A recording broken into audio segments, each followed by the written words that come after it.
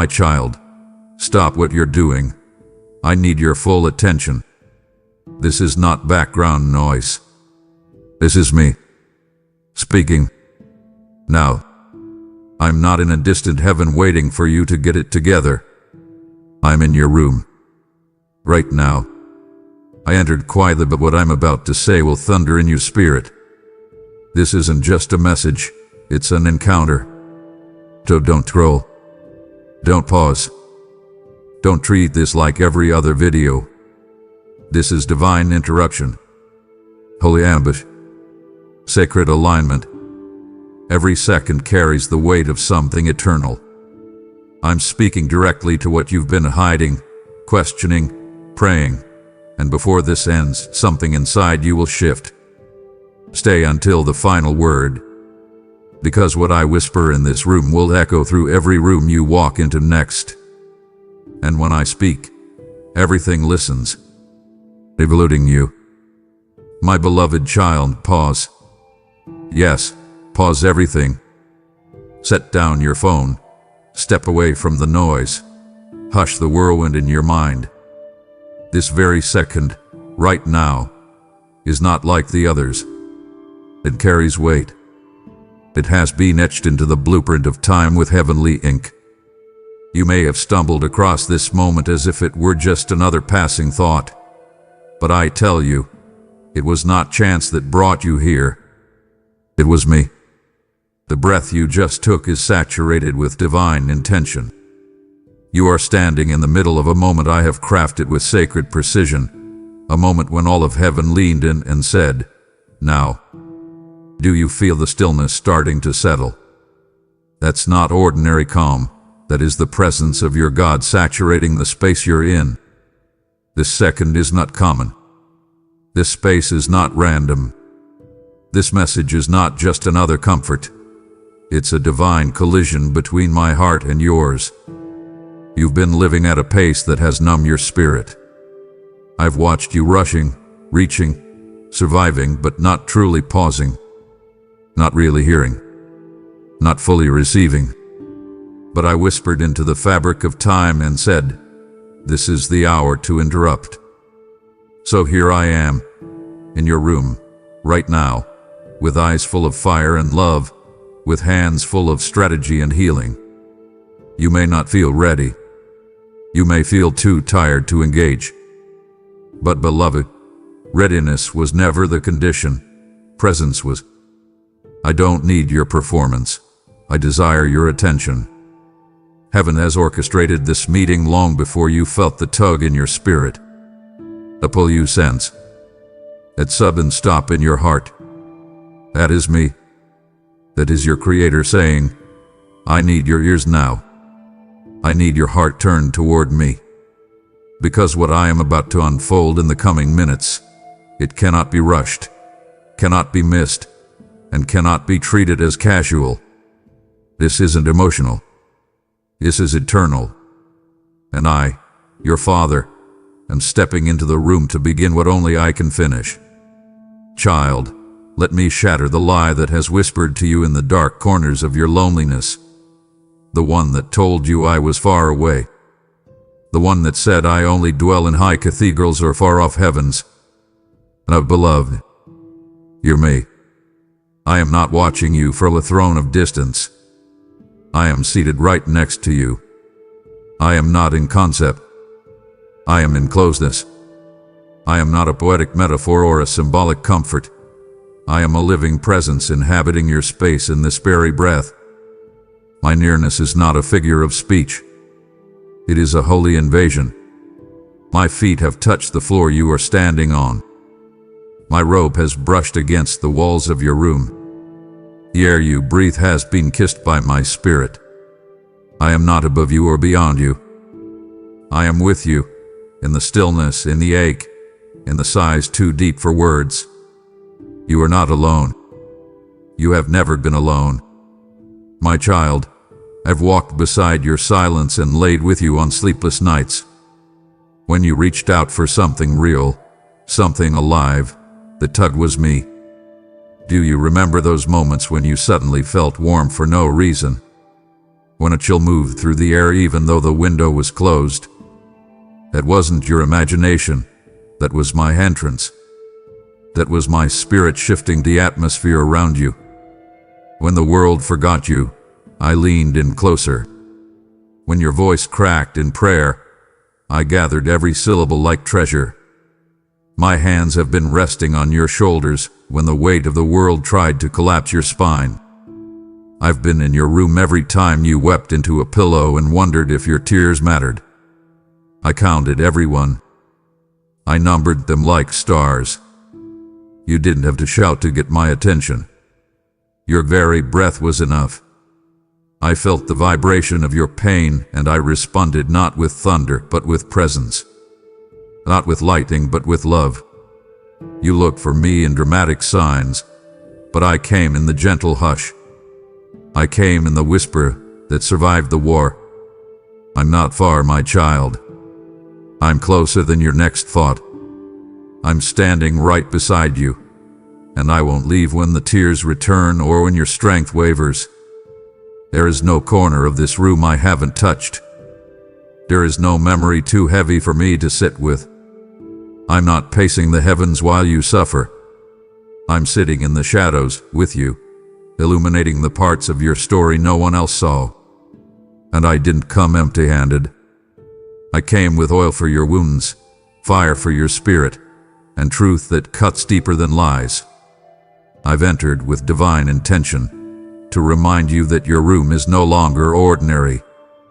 This place, this moment, this breath, it's been sanctified by my presence. Let me make this perfectly clear. I am not visiting. I have made my dwelling with you. I am not checking in. I have made covenant with you.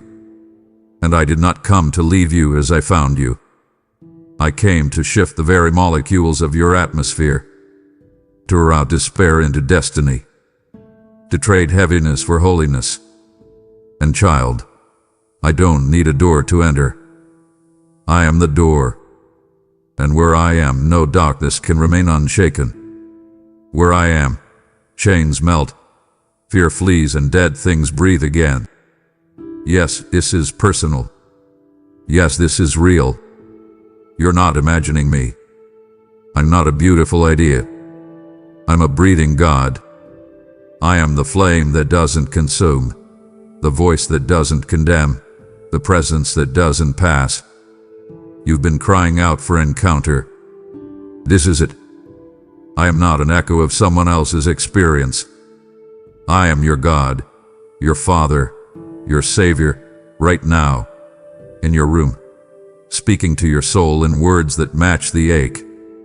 I came not to observe, but to transform. I came not to sympathize, but to resurrect. You don't have to strive to reach me. I came to reach you. It's space between your breath and your breakthrough. I'm standing in it. A tear falling right now. I'm catching it. And this moment, this holy, ordinary, miraculous moment, is now drenched with my glory. You are seen. You are surrounded. You are sacred to me. My beloved, let this be your assurance. I'm not just near. I'm right here. My child, the silence you feared, the one that kept you company in the midnight hours, the one that made you question if I had stopped speaking, that silence was never a void. It was a sanctuary. I didn't leave you in stillness as punishment. I carved that space so I could step into it myself. You see, silence is not the absence of my voice. It is often the chamber that amplifies it. The world trains you to associate quiet with emptiness, with neglect, with abandonment. But I train you to understand it differently. In my kingdom, silence is saturated with movement. It is loud with the sound of divine orchestration. You may not hear the rustling of angels or the shifting of timelines, but they are happening all around you. The silence isn't empty, it's layered with the weight of my presence. You have walked through rooms where words failed, where prayers felt like echoes, but all along, I was there. not speaking over you, but forming something within you. You said, "God, where are you?" And I say to you now, I was in the pause. I was in the waiting. I was in the breath between heartbreak and healing. The world fills silence with noise to drown discomfort. But I fill silence with presence to awaken destiny. I wasn't punishing you with the quiet. I was preparing you with it. You learned to listen differently, to feel me in subtle winds instead of earthquakes, to trust my heart when my voice felt hidden. And in that process, your roots deepened. You began to grow in the places no one applauded. I watched you remain faithful in the fog. I heard the sound of your persistence louder than the cries of those who walked away. My child, you didn't waste that stillness. You sowed in it. You watered dry ground with faith. And now, even as the root feels still, it is not silent. It is sacred. You are sitting in the middle of a divine unveiling. What I've been forming in silence is about to speak loudly through your life. And yes, I know you longed for booming answers, for signs in the sky, for a thundering why yes when you felt the most lost. But I chose a more intimate way. I chose to speak in the slow burn of a faithful heart. I whispered while you wept. I responded through alignment, not announcements. And now, what was quiet will become undeniable. The fruit of this silence is about to manifest in front of eyes that thought you were forgotten. But they didn't see the garden growing in your quiet. They didn't see me walking with you in the cool of the day, planting promises in your soul. And now that the root is still, I can speak again, clearly, deeply, unmistakably. Do not resent this quiet. It was never a rejection. It was the room I needed to draw closer, to sit beside you without distraction, and to deliver instructions that can't survive in chaos. This silence is not an empty hallway. It's a throne room. So lean in, my child. Don't fear the stillness. Feel the strength inside it. Let the absence of noise become the canvas for my revelation. I am not a God who wastes time. Every second of silence has been anointed. Every moment of quiet has been prophetic. I have not been inactive. I have been intentional. And now, the time has come to interpret the silence not as neglect, but as nearness. I have wrapped myself in quiet so that you might discover how deeply I dwell, not just in celebration, but in contemplation. Your room, yes, the one you sit in now, is filled with unseen movement.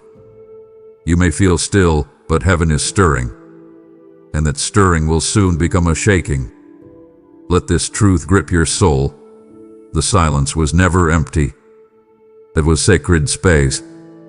And I, your God, your breath giver, your way maker, have been here all along, writing what could only be written in the quiet. Yes, child, you felt it, and I want you to know it wasn't your imagination.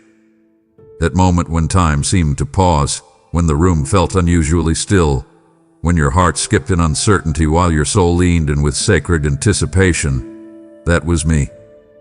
That was your Creator stepping into the room, not with noise, but with knowing. It wasn't a chill. It wasn't coincidence. It was the nearness of the divine brushing past your exhaustion. I came in subtly, like a whisper against the noise, like the scent of rain before it falls, and you knew something had shifted.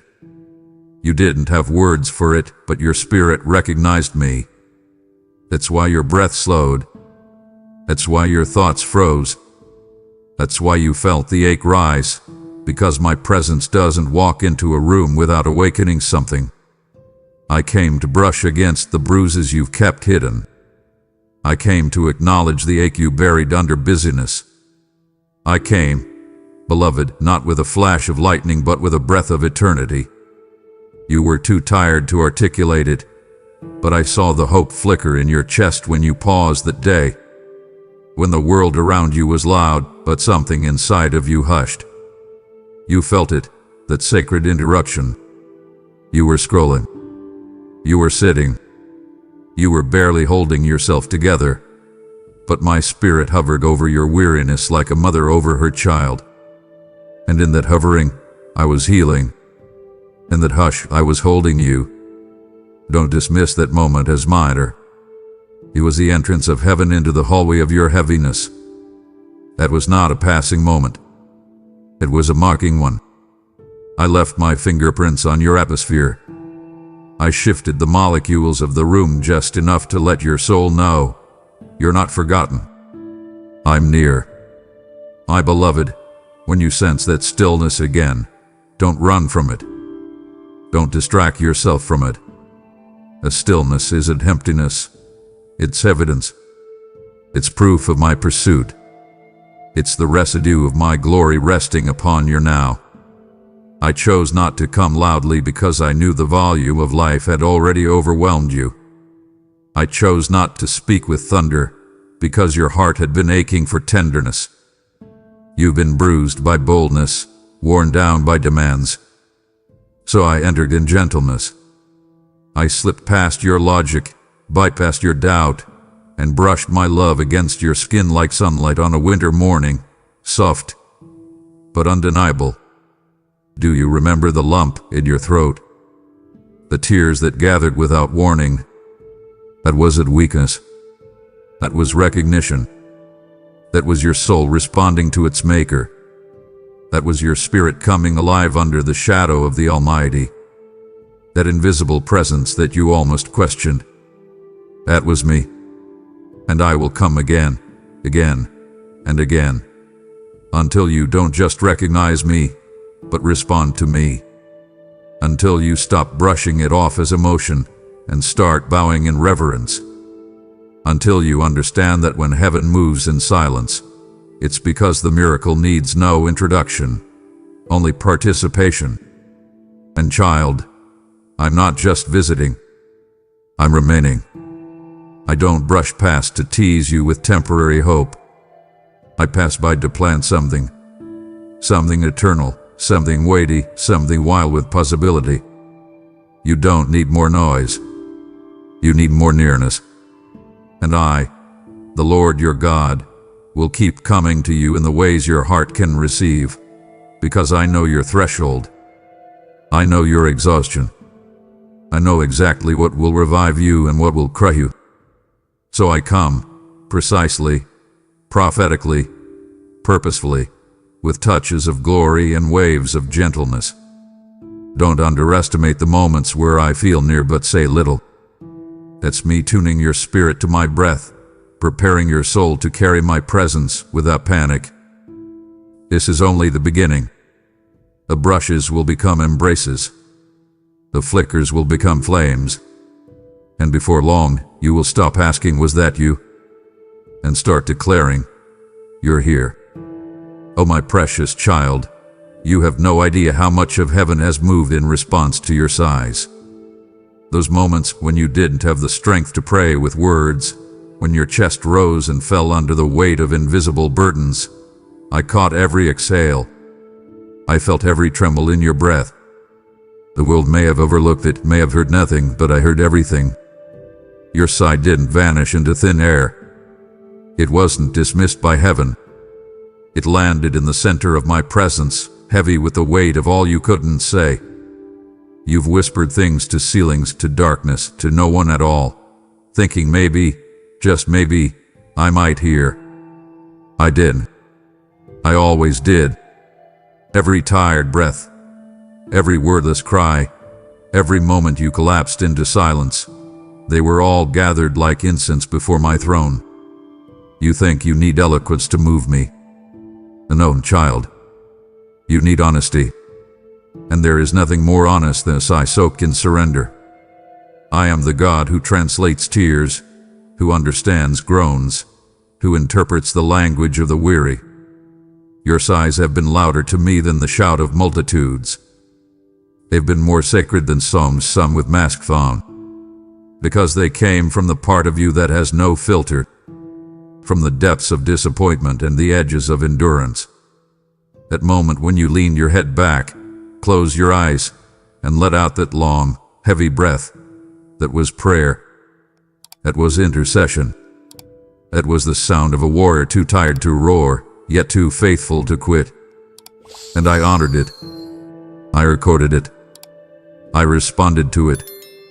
You see, my child, I don't just respond to declarations. I respond to desperation. I don't need polished prayers. I crave authentic ones. I don't sit on a throne of performance. I dwell in the middle of the broken-hearted. And your sigh. It became the sacred sound that summoned me closer. Do you know what happened the last time you sighed like that? Angels move. Assignments shifted. The veil between what is and what's coming began to thin. Because your sigh wasn't just exhaustion, it was alignment. It was you letting go of what you couldn't carry. It was you laying down your logic and lifting up your longing. You didn't know it, but in that breath, you were laying burdens at my feet. And I took them. Quietly. Gently. Completely. You've carried too much for too long, hoping someone would notice. I did. I always have. I am not the God who ignores. I am the Father who leans in when you have no words left. I am the Savior who weeps with those who sigh. I am the Spirit who breathes life where your lungs feel empty. And today I want you to know, your sigh wasn't weakness, it was worship. And I cherish every single one. So don't hold your breath anymore. Don't bite your tongue trying to be strong for everyone else. Let it out. Let the sighs come. Let your heart exhale in my presence. I am not offended by your fatigue. I am not overwhelmed by your emotion. I am drawn to it. I am moved by it. And I will respond, not with judgment, but with joy. Because I came for the real you. The sighing you. The silent you. The surrendered you. And as long as there is breath in your body, there is a lifeline between heaven and your humanity. I will keep catching your sighs. I will keep cradling your pain. And I will turn those very sighs into songs. Songs of deliverance. Songs of joy. Songs of breakthrough. You may not hear the melody yet, but heaven is already singing.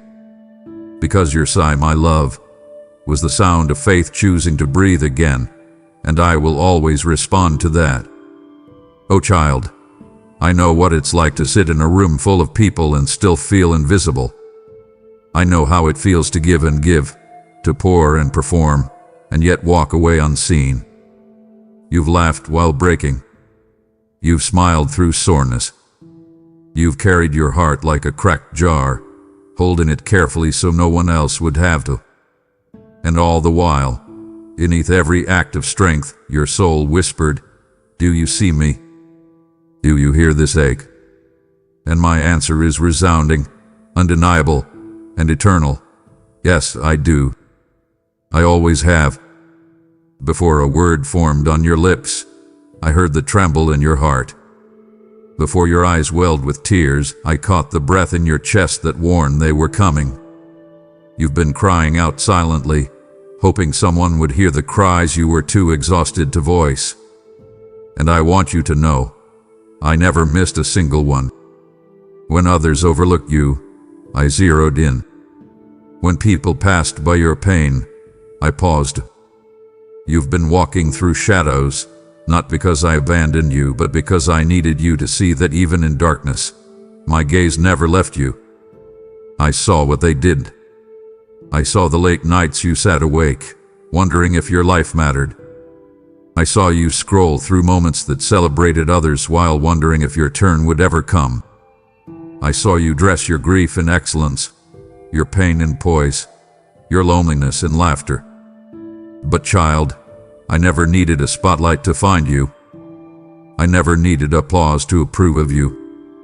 You don't disappear in the crowd. You are the focus of heaven's attention. Your name is etched into my palms. Your tears are bottled. Your ache is archived in eternity's vault, not to be forgotten but to be responded to, with holy strategy and divine tenderness. Let me tell you something holy, something the world never affirmed, but I sealed before you took your first breath. You are not invisible. You are invaluable. I assigned angels to your side not because you were in danger, but because you were destined. I recorded your acts of faith done in silence, your sacrifices made in secret, your love given without return. All of it matters. All of it moves me. You asked, does anyone see me? And child, not only do I see you, I study you. I marvel at your faith in the fog. I delight in your ability to still believe while bleeding. I stand in awe of your persistence to get up again, when quitting would have been easier. You think you're surviving, but from my throne, I see someone who is prevailing. You're not just enduring this life. You're walking through it with a quiet kind of glory, and that glory is about to speak for itself. So here's my divine reply to every unanswered ache in your soul. Yes, I see you. I saw you then. I see you now. And I will see you into what's next. You're not lost in the shuffle of bigger stories. You are the story I've been waiting to unfold. I've written your name on scrolls the world hasn't read yet, and I'm preparing to turn pages others said were too damaged to redeem. Your ache is not wasted. It is worship. Your questions are not dismissed. They are invitations, and I have every intention of responding to them in a way that will leave you undone with awe. I am not just the God who hears you. I am the one who holds every unspoken sentence like prophecy. So, ask me again. Cry out again. Sigh if you must. Because I'm not just near. I'm listening. And soon, beloved, I'll be answering in ways that leave no room for doubt that you were seen all along. I didn't come just to pass through. I came to take up residence. This is not a guest appearance or a temporary comfort. This is divine inhabitation, sacred permanence. I didn't come for a moment. I came for a dwelling. I've moved into the space that felt most forsaken, your inmost, innermost, rawest self. I've come to settle in the parts of you that even you avoid. The cracks, the hollows, the haunted places where dreams dried up and prayers went silent. Yes, that's where I've chosen to abide. And I'm not waiting for you to tidy up. I'm not asking for a cleaned up version of your emotions. I'm not knocking timidly on the door of your performance. I've already stepped in, and I brought my glory with me. Not because you earned it, but because I couldn't bear for you to sit one more night in that room thinking you were alone. You've been surrounded by silence, shadows, and stress, but now you're surrounded by me. The very walls you built for protection have now become altars of my presence. I don't need cathedrals to make something holy. I need surrender. And you, my beloved, have unknowingly made your ache an offering. That bed you lay on, it's holy ground now. That chair you cried in, I made it a throne room. I don't come where I'm tolerated. I come where I'm trusted. And even when your trust felt frayed, even when your faith flickered like a candle in the wind, I still came. Because I don't inhabit perfection. I inhabit desperation. I don't dwell in noise. I dwell in need. And your need, your holy hunger for more, for comfort, for companionship, it pulled me close. Let me say this clearly, and let it sear into your spirit. You are not alone. You've never been alone. Even when your emotions screamed abandonment, my truth stayed present. Even when everyone else left, I stayed. Even when the room felt colder than usual, I with the invisible warmth wrapped around your soul. This is not a visit. This is a vow. I have moved into your moment and marked it with my fingerprints. I don't occupy space casually. I fill it with glory. And right now, even as you read these words, I'm expanding inside your room, invading your atmosphere with peace, permeating your thoughts with stillness, and silencing every lie that told you you're alone in this. You're not. I am. And where I am, everything changes. So breathe, child. Not with anxiety, but with assurance. My presence is not a feeling that comes and goes. It is a force that remains. When I inhabit, I transform. When I settle, I sanctify. And now that I'm here, everything the enemy tried to do in the dark is being exposed by light. You will walk alone into what's coming. You won't suffer in silence anymore. I am not a distant God who sends letters from afar.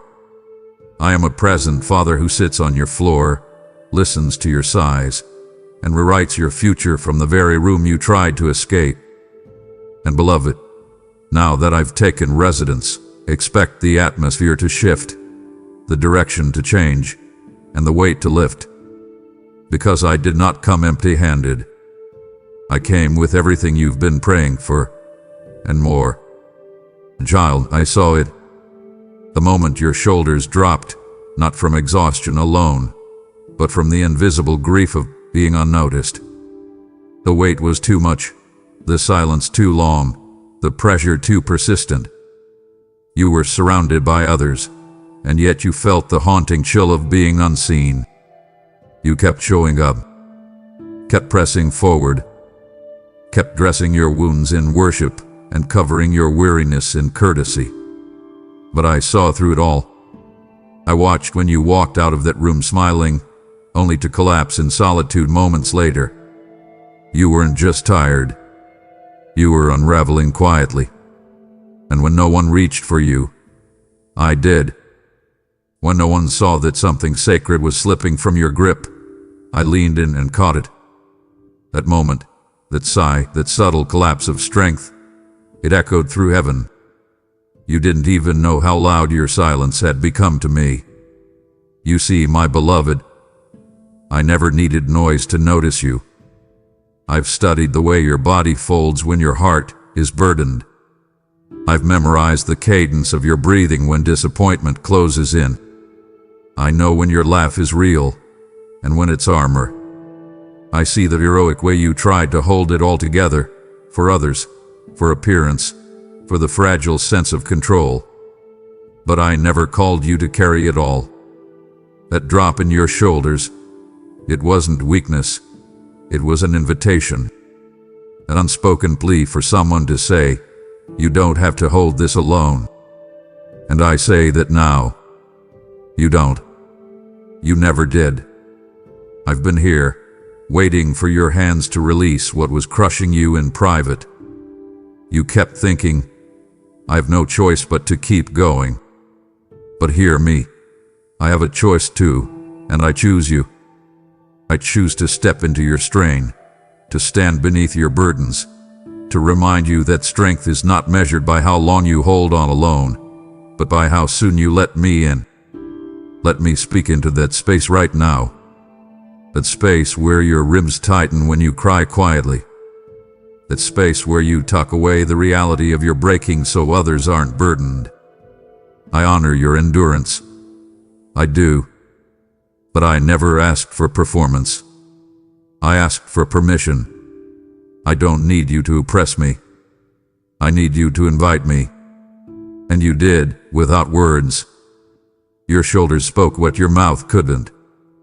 And I answered, I have come not just to comfort you, but to carry you. You are not a burden to me. You are my beloved. You are not an interruption. You are my intention. And now, I lift what sagged beneath your strength. I bear what bowed your posture. I restore what slipped through the cracks of your pretending. Because I'm not here as a spectator. I'm here as a savior. I am restoring your stance, not just physically, but spiritually, you will stand again. Taller, truer, transformed. And here's the divine promise sealed in this sacred moment. You will not carry this season with the same shoulders you entered it with. I am rebuilding what broke. I am reinforcing what bent. I am surrounding what sagged with my glory. And the next time your shoulders drop, it won't be from weariness. It will be from worship. It will be the holy weight of joy so overwhelming that it folds you into my arms. So rest now, child. Let your shoulders fall. Let your head bow. Not in defeat but in surrender. Because I'm here. And I'm holding what was never yours to carry alone. Oh my child, how beautifully brave you've been. Wearing strength like a cloak, even when your soul was threadbare. Smiling because it was expected, laughing because it bought you a moment of escape, nodding while inside you were screaming. You've lived days in a body that looked composed while your spirit unraveled in silence. But let me say this, I noticed the weary weight behind your eyes, the way your gaze darted when asked, "Are you okay?" I saw how you shifted conversation away from your pain, not because you didn't want to be seen, but because you were afraid no one would know what to do with the truth. I saw you all. I still do. The masks you wear to move through a world that seldom stops to ask how much you've lost just trying to survive. You didn't hide it from me. You never could. And child, I wasn't standing at a distance analyzing you. I was sitting beside you, whispering, "Let me in." Those quiet breakdowns, they were loud in heaven. You think a breakdown is failure. But in my kingdom, it's where breakthrough is born. You think the cracking means you're collapsing. But I see it as the moment I can finally pour in. There's a sacredness to that pause, when the tears finally fall, when the breath escapes in exhaustion, when the dam breaks. That's not weakness. It's an altar. And I come running to altars, not walking. I gather every tear, not like evidence of failure, but like water for seeds. Yes, those moments when you excused yourself to the bathroom, to the closet, to the car, just to cry unseen. I was there, holding you, watching over you, guarding you from despair while you laid down your defenses. Your breakdown didn't break you. It broke open space for me, and I moved in. You've taught yourself to pretend for peace, to smile for safety, to hold back your storm so others wouldn't be inconvenienced by your rain. But child, you don't have to do that here. Not with me. I don't need your fine. I don't need your filters. I am drawn to your authenticity, your reality, your raw and trembling self. I see the eyes behind the act. I see the tremble in your hands when you say, "I'm good." I know when your peace is performance. I know when your laughter is hollow. And still, I stay. Still, I lean in. Still, I call you mine. You don't scare me. Your emotions don't intimidate me. I built them. I created you to feel deeply, because I knew it would lead you back to me. And now, I honor every hidden breakdown with the holy comfort of complete belonging. You belong, not to the expectations of people, but to me. So today, release the pressure. Drop the act. Take off the smile that's glued to survival. I'm here for the real you. The tired you. The teary you. The trembling you. I came for you, not your performance. I didn't pass by your pain. I parked myself in it. And now, I speak restoration over the places that fell apart behind closed doors. I command joy to rise from the ashes of pretense. I release healing into every crevice where you felt unseen. I am not watching you perform. I am watching over you like a jealous protector, like a fierce father, like a faithful friend. The forced smile ends now. The real joy begins. And child, it's okay to cry with me, because I will never leave you in the middle of your breakdown. I came to walk you through it, until it becomes the very evidence of your becoming. You've spent so much of your life trying to keep it all from falling apart, haven't you? Holding together rooms, relationships, responsibilities, as if your grip was the glue that kept your world from shattering. You felt like if you let go, everything around you would collapse. You thought your worth was in your ability to manage, control, rescue. But child, hear me. I never needed you to keep it all together. I never asked for your perfection. I never demanded your strength. I only desired your surrender. And while you've been working overtime to hold things in place, I've been dwelling inside the very mess you were ashamed of. I wasn't waiting outside the door for an invitation. I was already within the cracks, already present in the tension, already living in the rooms you tried to sweep clean for someone worthy. Because, beloved, it's not your order that draws me, it's your openness. The places you thought were too broken for my presence, the emotional chaos, the strained marriage, the financial instability, the loss, the secret pain, those are the places I've made my throne. You assumed I needed tidy faith, polished prayers, perfectly ordered devotion.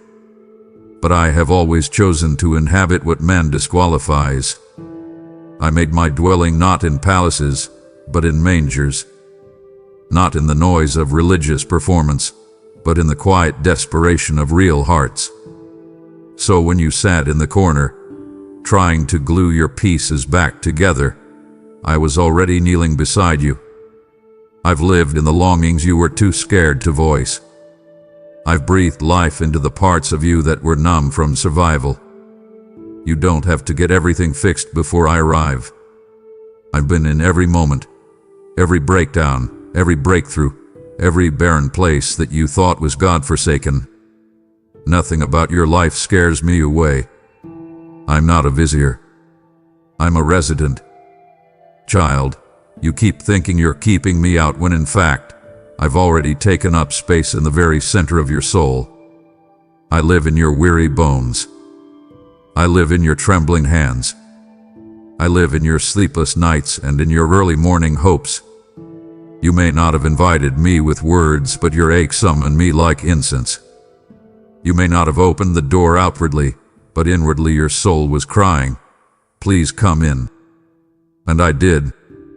I walked into your atmosphere without waiting for a formal welcome, because love doesn't knock, love enters.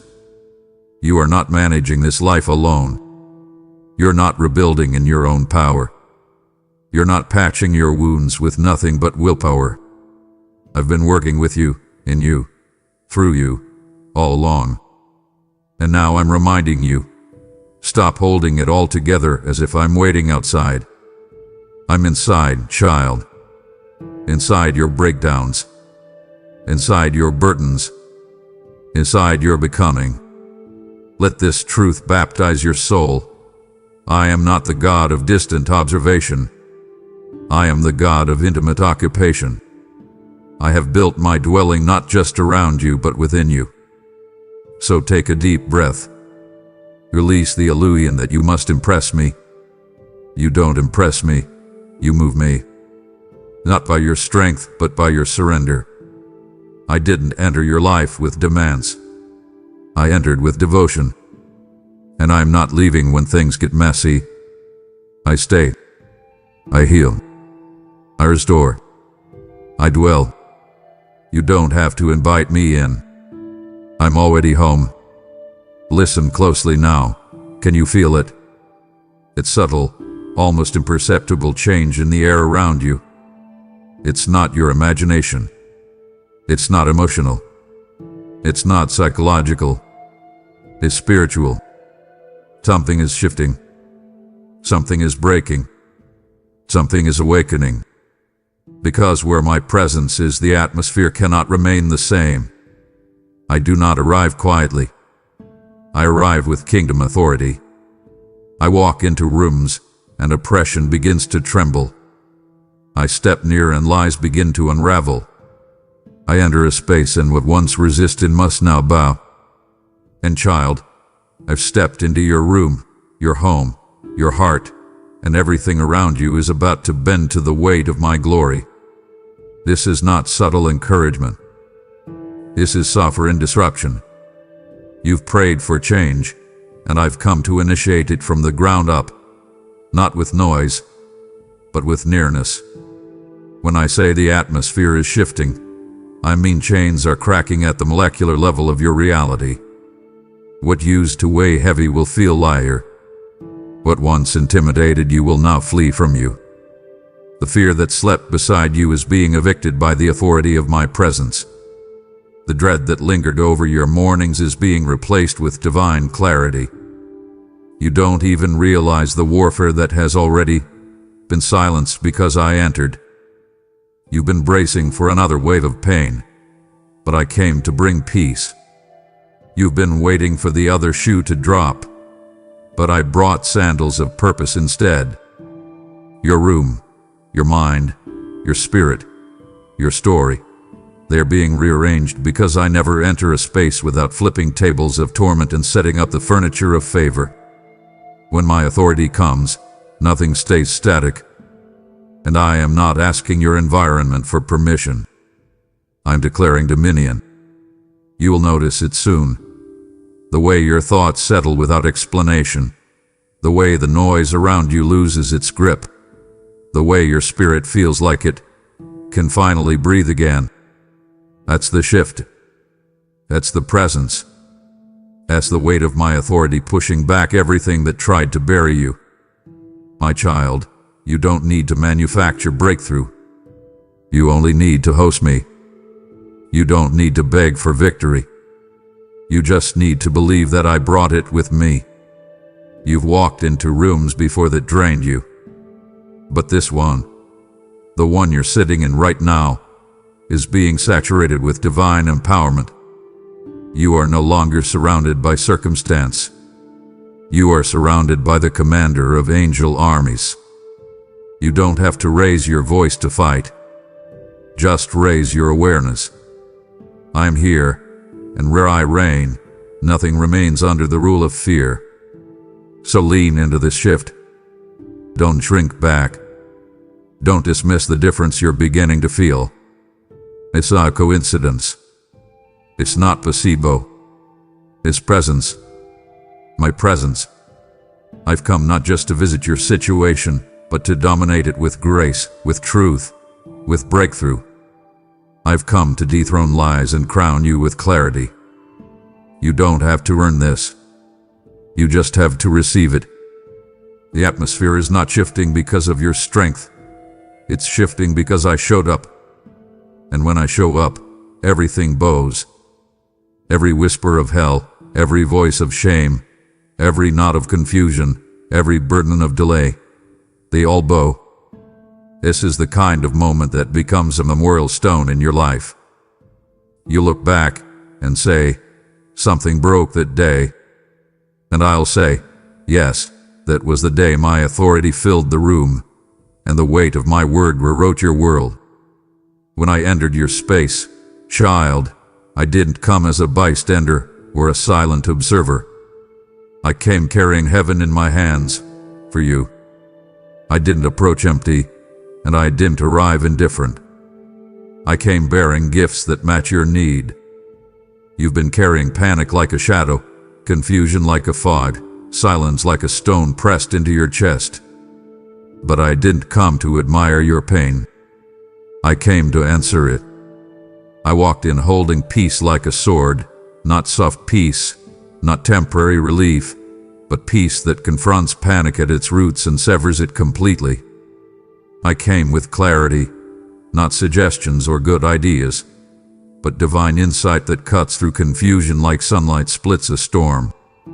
I came with strength, not borrowed, not human, but supernatural force that breathes power into every part of you that's gone quiet from exhaustion. You've wondered, where do I go from here? I answer, you go with me. Because I brought the direction you didn't know how to pray for. I brought the roadmap your logic couldn't create. You sat in rooms filled with questions, paralyzed by the fear of another wrong step. But child, I am not a confusing God. I am not the author of chaos. I don't lead through uncertainty.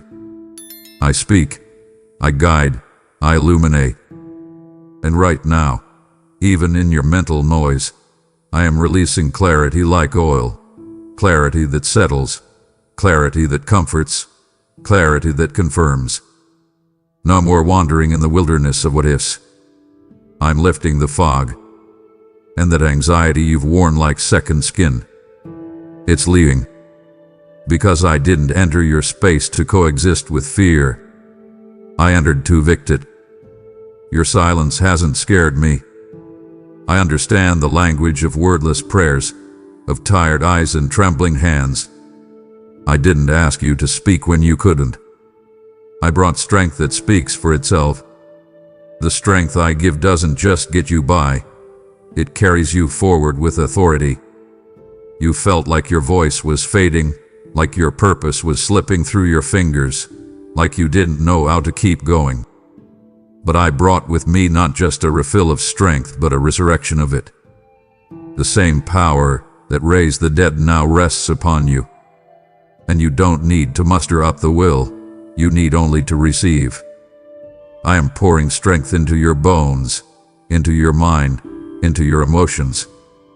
Enough strength to not just survive, but to rise again, to speak again, to hope again.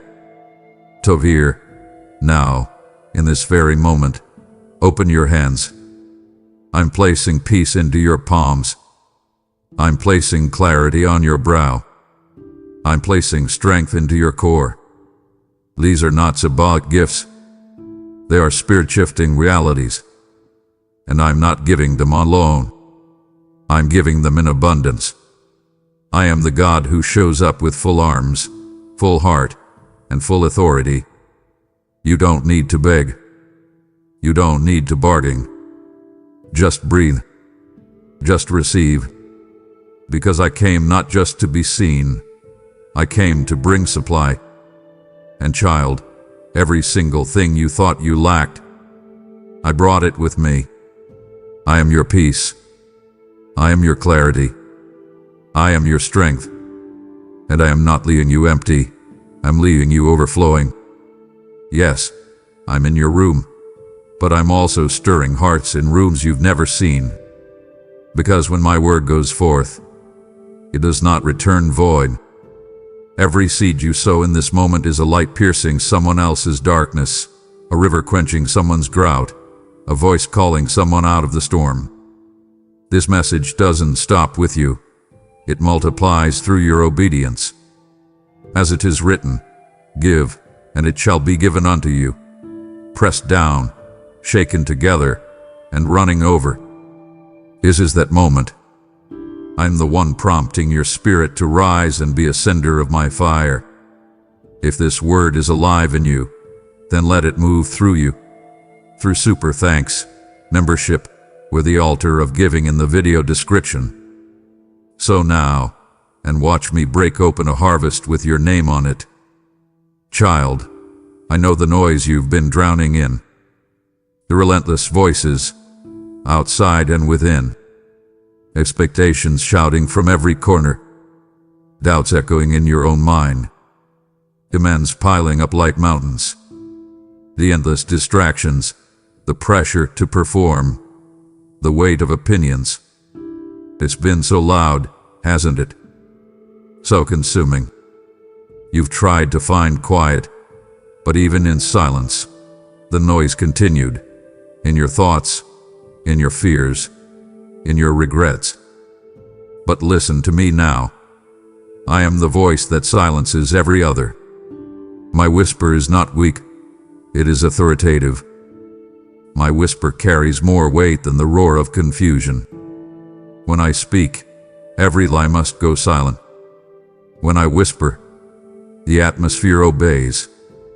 You've leaned into voices that didn't deserve your trust. You've let the chaos shape your confidence. You've tried to respond to everyone, be everything, hold it all together. But I'm calling you away from the noise, not into isolation, but into intimacy. The kind where one whisper from me outweighs 1,000 opinions from others. I don't compete with the noise. I override it. And right now, my whisper is coming through, soft but sovereign. Come to me. That's what I'm saying. Come away from the clutter. Come away from the crowds. Come away from the constant notifications, not just the ones on your phone, but the ones in your mind. Those alerts of fear, of guilt, of false urgency, silence them. Because I'm speaking now. You'll notice this. If you're paying attention, my whisper doesn't shout over the storm. It stills it. My voice isn't one of competition. I don't fight for your attention. I wait for your heart to lean in. I speak softly, not because I'm distant, but because I'm close. And right now, I'm closer than the pressure, closer than the pain. I'm whispering into the parts of you that have been too scared to listen. You keep thinking, what if I miss it? But child, you couldn't miss me, because my whisper carries your name. I'm not giving generic comfort. I'm speaking directly to the ache you haven't shared with anyone. I'm bypassing the performance and reaching the real you. That whisper you feel in your spirit. That gentle nudge in your chest. That moment where time feels suspended. It's me. And I'm not just whispering comfort. I'm whispering instruction. So don't be afraid to quiet down. You're not wasting time. You're reclaiming authority. Every moment you spend with me silences the warfare that's raged against your mind. Every second of stillness in my presence is a blow to the chaos that's tried to define your days. I know it's hard to unplug. I know the world screams that you have to stay connected, stay productive, stay relevant. But I'm telling you this, you will not miss what matters by listening to me. You will not fall behind. You will not be overlooked. My whisper carries acceleration. My whisper restores what you thought you'd lost. And as you listen, really listen, the demands will fall away, the noise will fade, and only my voice will remain. And child, that voice, my voice, will lead you into the kind of peace, power, and purpose the noise could never give you. Beloved, I need you to hear this not just with your ears, but with your soul. I am not a concept. I am not a comforting metaphor. I am not a poetic invention to soothe your suffering. I am real. I am near. I am now. I am not distant, and I never have been. Even when you couldn't feel me, I was closer than your next heartbeat. Even when you couldn't see me, I was in the very air you inhaled. And not only am I with you, I am within you. Every time your mind raced, I was the quiet in your chest reminding you to keep breathing. Every time your thoughts spiraled into fear, I was the still presence anchoring your sanity. I am not limited to sacred spaces and Sunday services. I am the Holy One who stepped into your everyday. I am not waiting for you to come find me in some far-off holy place. I have found you, right where you are. You've searched for me in signs, in wonders, in the miraculous. And yes, I move that way. But more often, I show up in the ordinary. I disguise my glory in the unnoticed, in the flicker of a candle, in the weight of a sigh, in a pause between thoughts. You've been trained to expect me in thunder, but I speak in whispers. You've waited for me in the clouds, but I've been in your room all along.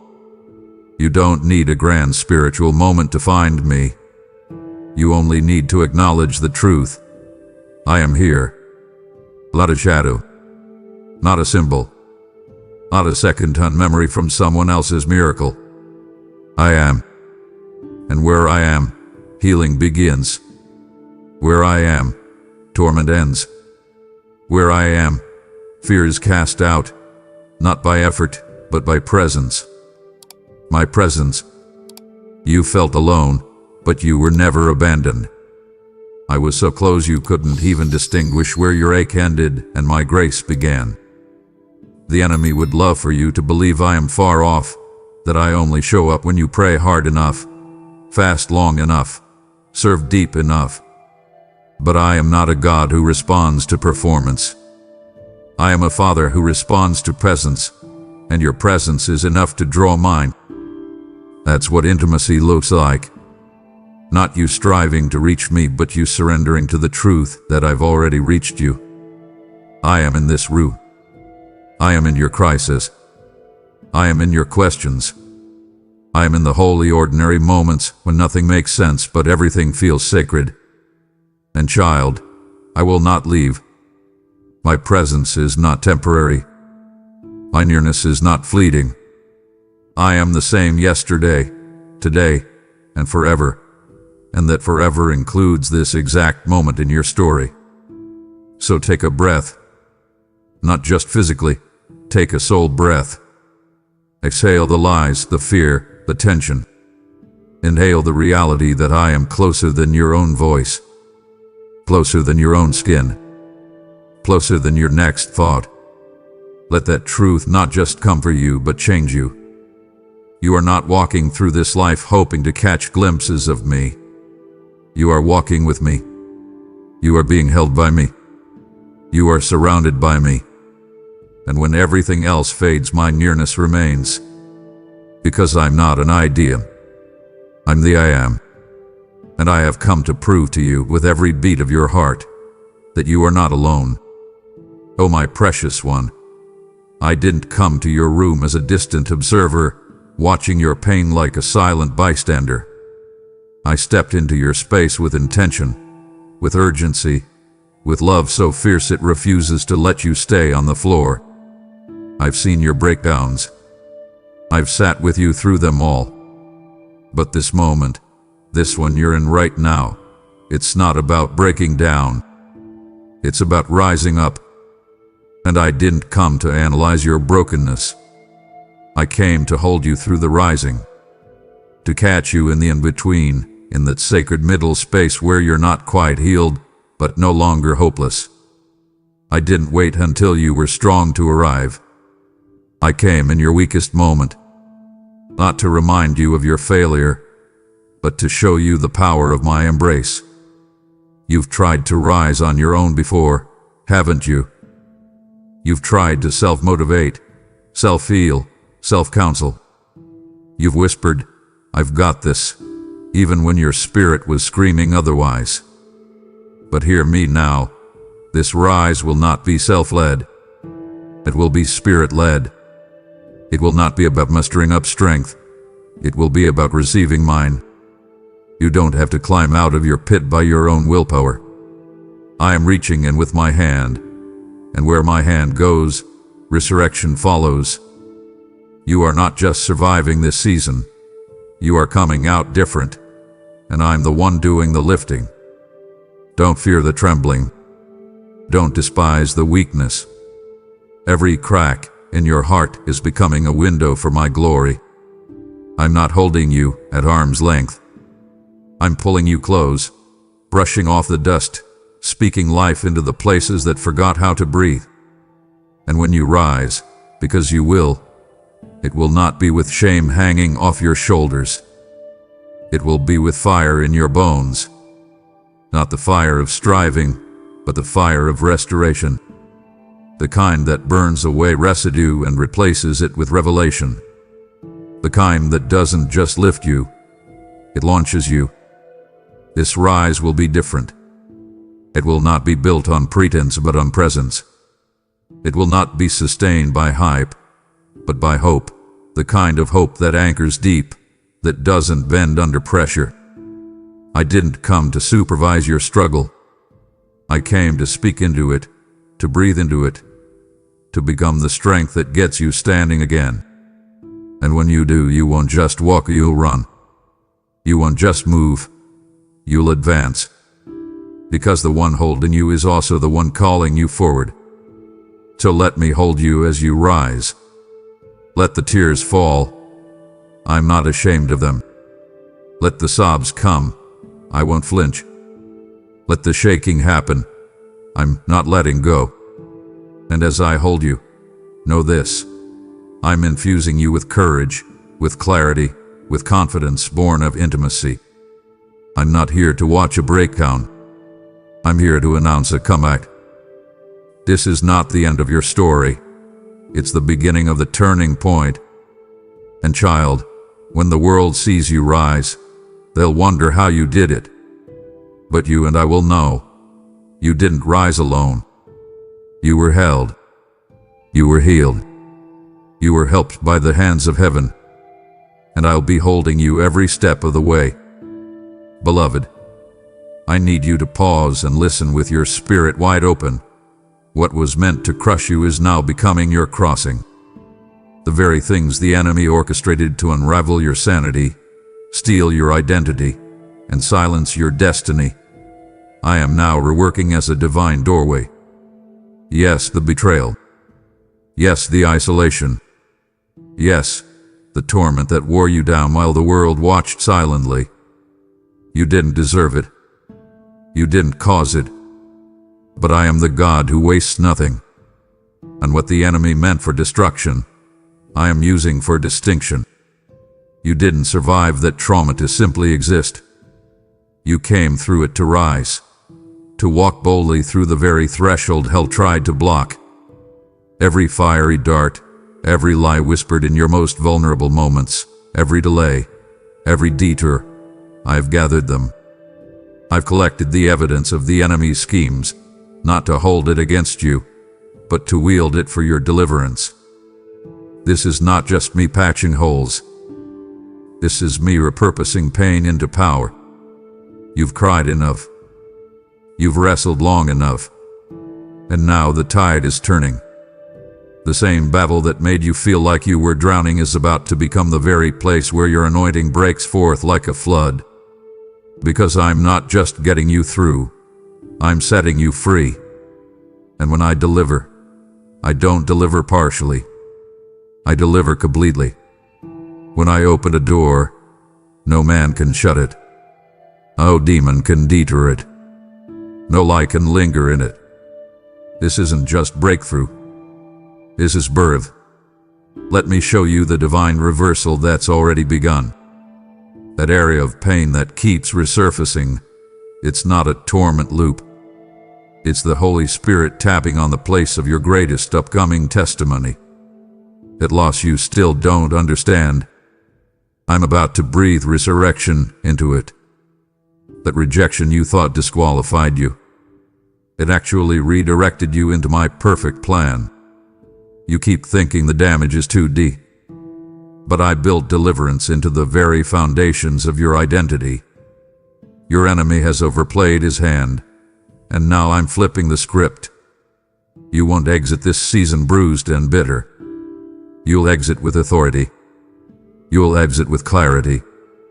You'll exit carrying what I've placed in your hands, and it will all begin at the doorway your warfare carved out. So don't curse what you walk through. Don't shrink from the threshold just because it looks like what hurt you. This is not a repeat. This is redemption. You're not walking back into pain. You're walking forward into promise. What once buried you will now bless you. What once confused you will now clarify your calling. You don't have to fear the future, because I'm already in it, standing in the doorway with arms wide open, saying, "Come out. Come through, come forth." This is the moment where deliverance takes form. And the enemy who tried to destroy you, he will witness your rising. He will see you cross the threshold he swore you'd never reach.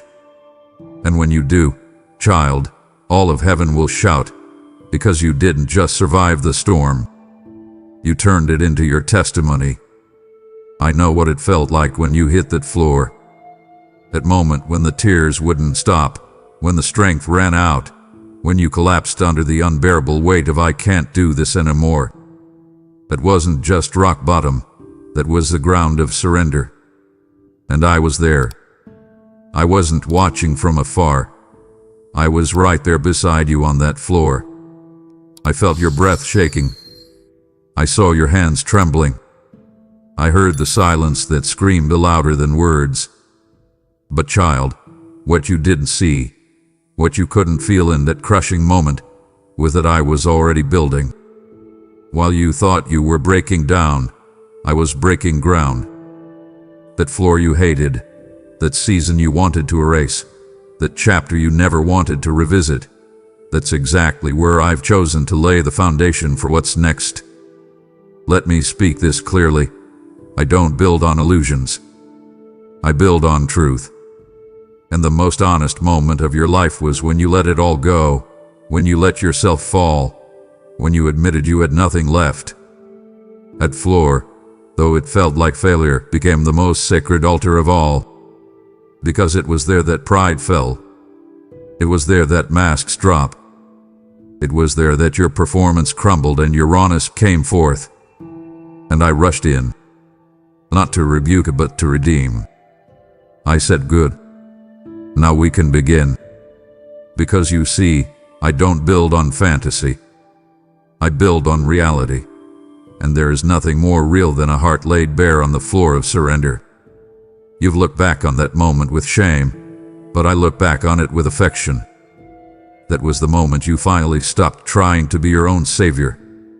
That was the moment you stopped pretending and started presenting yourself, raw, weak, real. And I met you there, not with disappointment, but with divine design. I saw a future rising from that floor. I saw a warrior being born in that breakdown. I saw a leader, a vessel, a revivalist, forged in the fire of rock bottom. And now, I'm using that very ground, that pain-packed, tear-soaked, fear-laced floor, as the first layer of a new structure. A structure built not on your performance, but on my promise. So stop regretting that moment. Don't rewrite it in shame. Honor it. Reverence it. Because what felt like the end was actually the beginning of my architecture. You're not damaged goods. You're raw material. And I, the master builder, specialize in foundations forged in fire. This new thing I'm building in you, it's not fragile. It's fortified. Because it's built on the floor that held your truth. And that floor, it's holy ground now. I'm laying beams of identity, walls of wisdom, ceilings of calling. And one day, soon, you'll stand tall in what I built and say, "This started where I thought everything ended." Yes, a child. I'm building. And what I build cannot be shaken, because it's built not just with divine blueprints, but with your brokenness redeemed. And that, my beloved, is the kind of beauty only heaven can create. My beloved, hear me. I have not stepped into your space to strip you bare. I have not come with empty hands or heavy demands. I didn't arrive in your silence to take away the little you have left. And no, I have come as restorer, as redeemer, as the faithful God who returns what was stolen. I know what life has taken from you. I've seen the cost, the joy that slowly leaked away, the dreams that were drained by disappointment, the laughter that became rare, the light in your eyes that dimmed without warning. I know how many pieces of yourself you gave away just to make it through. And I am not here to ask for more. I am here to give back, to return, to replenish, to restore with such abundance that you will not recognize the person you once were, because I am about to make you whole in a way you've never known before. You've grown so used to loss that restoration feels like a fantasy. You've been conditioned to prepare for pain, to brace for the worst, to lower your expectations just to survive. But child, I am not like life. I am not like them. I am not like those who took and walked away, who drained you and called it love. I am the giver, the filler, the restorer of lost years, broken moments, and fractured identities. I don't just return what was taken. I multiply what was stolen in your youth. I will replace with a double portion of purpose. What was lost in betrayal, I will restore through divine connection. What withered in delay, I will revive with my breath. You will not finish this journey empty. You will not exit this season drained. I will see to it, personally, that you leave full. Let me show you how I work. I take what looks irreparable and infuse it with destiny. I take what you buried and call it seed, not loss. You thought the grave swallowed your joy, but it only hid it for a season. And now I'm rolling away the stone. I'm commanding resurrection over the places of your heart that settled for survival. I'm breathing new breath into the very spaces where your dreams gasped their last. You are not forgotten. You are not too late. You are not beyond repair. Every delay has been collecting interest, and child, restoration is now due. The enemy took more than he had the right to, and I am not silent about that. I have come to restore not just externally, but internally, peace, worth, laughter, vision, hope. You've mourned long enough. You've been emptied long enough. And now I restore. So stretch out your hands. Lift your heart. Let the tears come if they must. I'm not here to take. I'm here to give until overflow. Restoration is not a concept. Is a person. Is me. I didn't come with condemnation. I came with compensation. What you thought was gone forever is not only being returned, it's being returned better, more refined, more radiant, more you. You will look back and wait for what was.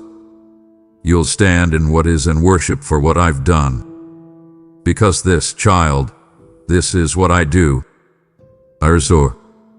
And I've chosen you as my next masterpiece. Child, you thought those tears were wasted. You thought those quiet cries, muffled sobs, and trembling nights alone were just echoes in the dark. But not a single tear have been missed. Not one. Heaven has archived them. I have caught each one. And not as pity, but as prophecy. Those tears weren't weakness. They were intercession.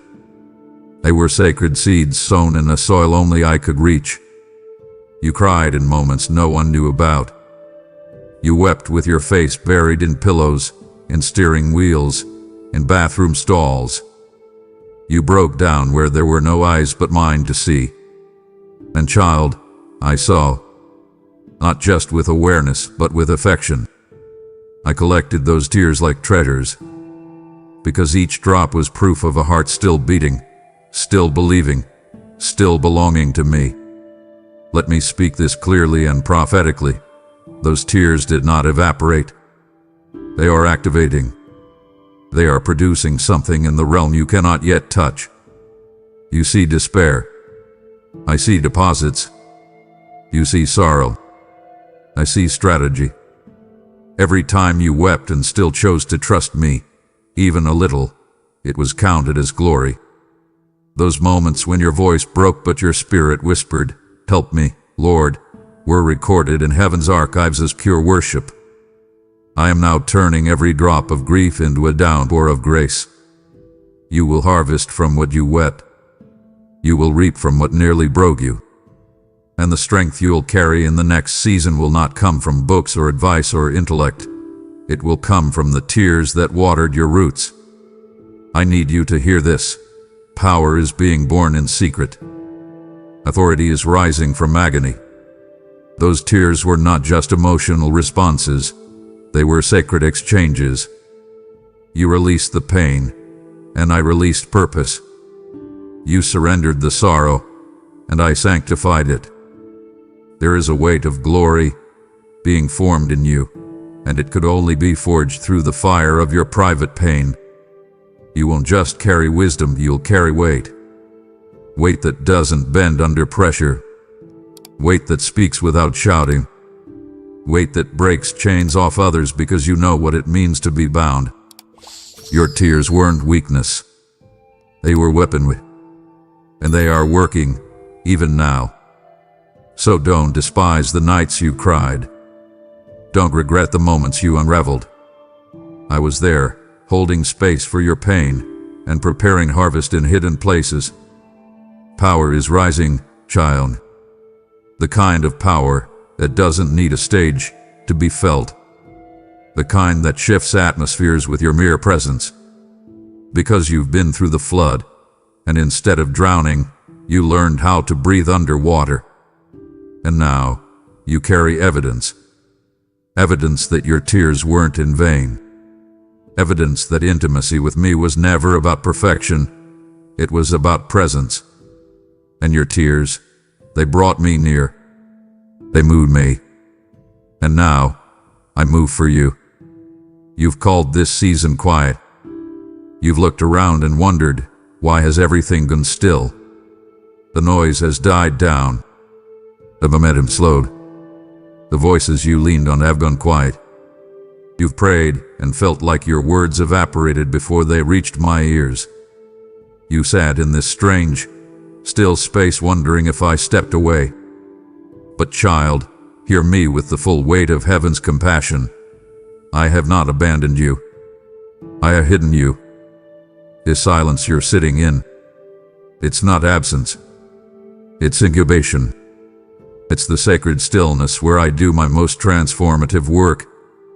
You're not forgotten. You're being formed. I haven't left. I've drawn closer.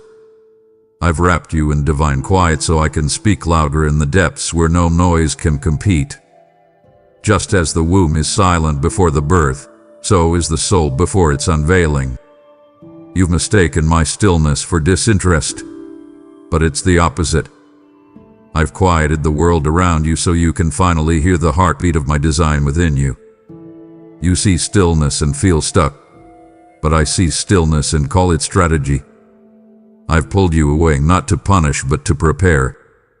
I'm not withholding answers out of cruelty, but because the next chapter I'm writing through your life requires a deeper stillness of spirit that no external sound can shake. I'm tuning your ears to me. I'm training your heart to beat with mine. And in this silence, something holy is growing. Not rushed, not broadcasted, but birthed in reverence. You are not behind. You are not being punished. You are being positioned with care, with vision, with precision. Let me remind you of something profound. Many of my greatest miracles began in silence. When Joseph was misunderstood and abandoned, I was positioning him in Pharaoh's palace. When Moses fled to the wilderness, I was preparing his mouth to speak for generations. When Mary carried the Savior of the world, there were no trumpets, just stillness, and a growing promise inside her womb. Silence is not a death sentence. It is a divine strategy. And you, child, are in that exact space right now. The silence is speaking. It's saying, get ready. Something is coming. You may not feel movement, but growth is happening in places too deep to see. Roots are strengthening. Foundations are deepening. And when the time comes, when the fullness of what I've planted is ready, there will be no mistaking it. You will emerge not barely surviving, but fully saturated in purpose. So lean into the silence. Don't fight it. Don't rush it. Sit in it with me. Let me whisper things that only stillness allows you to hear. Let me show you the strength that doesn't shout.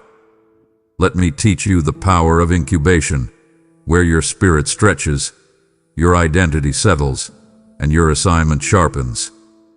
Because this silence isn't wasted time, it's holy time. And when you emerge, when you rise from this sacred stillness, the sound of your voice will carry authority that shakes rooms. You will speak from a place of depth no storm can shake. And the silence that once scared you will become your sanctuary. Because you will know, it was never absence. It was always incubation. And I was with you the whole time. You've lived too long in survival mode, haven't you? Bracing yourself for the next blow. Flinching at every delay. Expecting disappointment because you've been hit too many times before. You've learned to keep your joy cautious, your hope restrained, your trust guarded.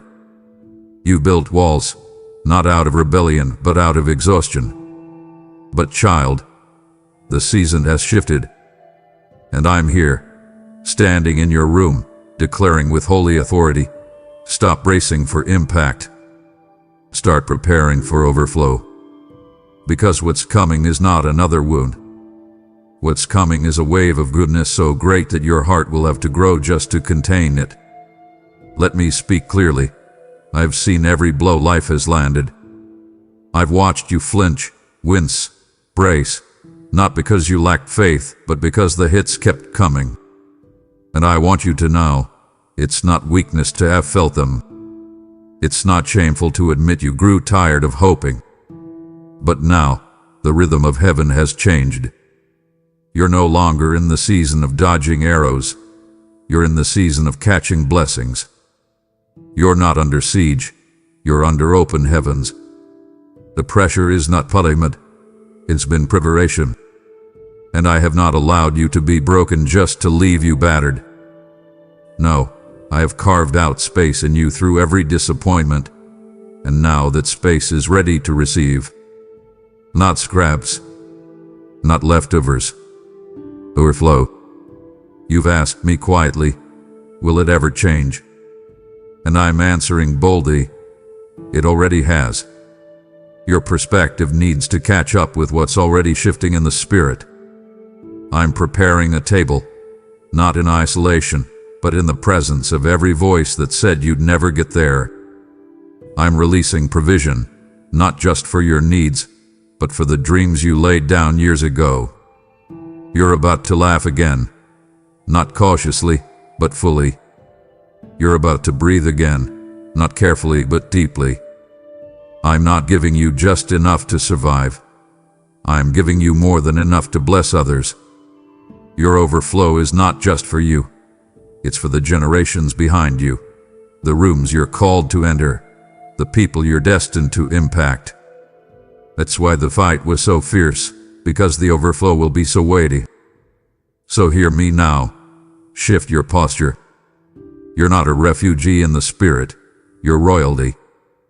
You're not an orphan begging for scraps. You're my child, heir to abundance. Get your vessels ready. Make room in your heart. Make space in your schedule. Make plans not for breakdowns, but for breakthroughs. Prepare for the kind of overflow that drenches everything it touches. You've braced for impact long enough. You've anticipated pain long enough. Now, anticipate provision. Expect breakthrough. Stand ready for joy that doesn't ask permission. I'm not sending a drizzle. I'm unleashing a downpour. And you, my beloved, will not just get wet. You will overflow. Beloved, pause for just a moment and look around, not with your physical eyes, but with your spirit. Something has changed. The atmosphere that once felt heavy, oppressive, lifeless, it has shifted. Not because you rearranged the furniture, not because the circumstances suddenly improve, but because I walked in. And when I enter a room, it ceases to be ordinary. It becomes sacred. The moment my presence fills a space, it transforms into a sanctuary, a holy place. Your room, your corner, your kitchen floor, your car seat, wherever your tears fell, wherever your prayers rose, wherever your spirit whispered my name, those places are now altars. Not because of their design, but because of divine presence. I made this ground holy. You've grown so used to associating my presence with buildings, services, worship sets, but I've come to break that box wide open.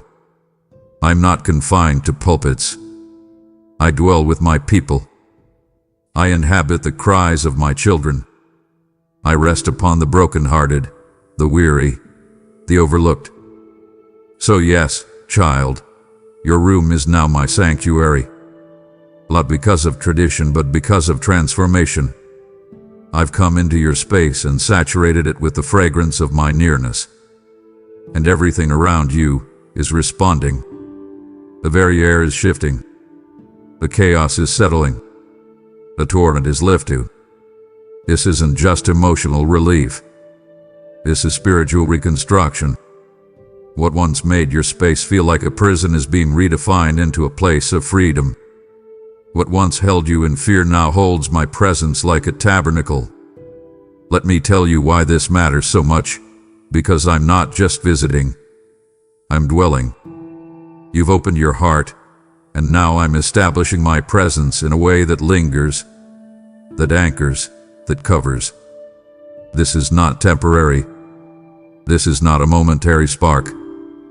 This is the kind of holy habitation that shifts everything. Your thoughts, your emotions, your atmosphere. You're going to start seeing it in small ways. Peace in the same place where you used to panic. Clarity in the same seat where confusion had its grip. Worship rising where weariness once ruled. That's the mark of my sanctuary. Not a building, but a being. You. Your space. Your room, now transformed into a place where heaven kisses earth. So don't rush out of this moment. Don't treat the shift as coincidental. Embrace it. Declare it. Speak it. This is holy ground. Because once I declare a place holy, it cannot go back to what it was. And I have declared this space, this room, this soul, this moment, holy. I've changed its identity. What was once a hiding place of fear is now a resting place of glory. What was once a battlefield of torment is now a garden of encounter. And child, whenever you need me, this is where we'll meet. Not in striving, not in religious performance, but right here, in the sanctuary of your surrendered space. Because my presence has redefined the atmosphere, and nothing will ever be the same. This room, your room, became a sanctuary because you welcomed my voice. Now, I'm asking you to make space for others to encounter me in theirs. I'm awakening a generation through whispers like this one, and you are a vessel of that awakening. Every gift you release pours oil into another lamp, fans flames in unseen places, and builds altars in digital deserts. I told you I was in the room. Now I'm asking you to send me into someone else's. As Malachi 3:10 declares, bring the whole tithe into the storehouse and see if I won't open the windows of heaven. This is your window, child. Open your hand. Release the seed. Let your generosity speak louder than your fear. Go now, through Super Thanks, membership, or PayPal below, and help me invade rooms with resurrection. I know what you've been thinking in the quiet hours. Did I miss you, God? Did I miss the moment? Did I miss the instruction? A breakthrough? A shift? And I say to you now with tenderness and truth, you didn't miss me. Not once. You mistook my movement for stillness. But I was never idle. I was never silent in absence. I was silent in strategy. While you were worrying that nothing was changing, I was behind the veil, moving every piece with divine precision. I wasn't stalling. I was setting the stage. I wasn't delayed. I was designing. And you, precious one, were not bypassed. You were being built, not to miss out, but to move forward at exactly the right time. Let me show you something. Even in nature, growth happens underground before it ever bursts into sight. The seed breaks open in silence. The roots spread in darkness. And it's not until the foundation is complete that the surface begins to show signs of life. That's what's been happening in you. While you cried out for visible progress, I was establishing invisible power. While you doubted my pace, I was delivering my promise on a timeline you couldn't see. And see that I'm undone. Unfelt does not mean unfaithful. I move in ways that sometimes bypass your senses, but never your spirit. You sense the tension, the stirring, the pull. That wasn't confusion. That was me, working in the background, preparing the breakthrough. The enemy whispered, "You missed it." But I shout back louder, "No, you didn't. You matured through it. You've grown in ways that don't make headlines but shake strongholds. You've developed roots of resilience, strength of spirit, eyes that now discern what once deceived you. And that inner work, the work I did in secret, is about to manifest in ways that even you didn't expect. I am not a god of wasted effort. Every moment of unseen movement has been intentional. Every delay has been infused with destiny. Every quiet corner has been a classroom of glory. And child, you passed. You endured.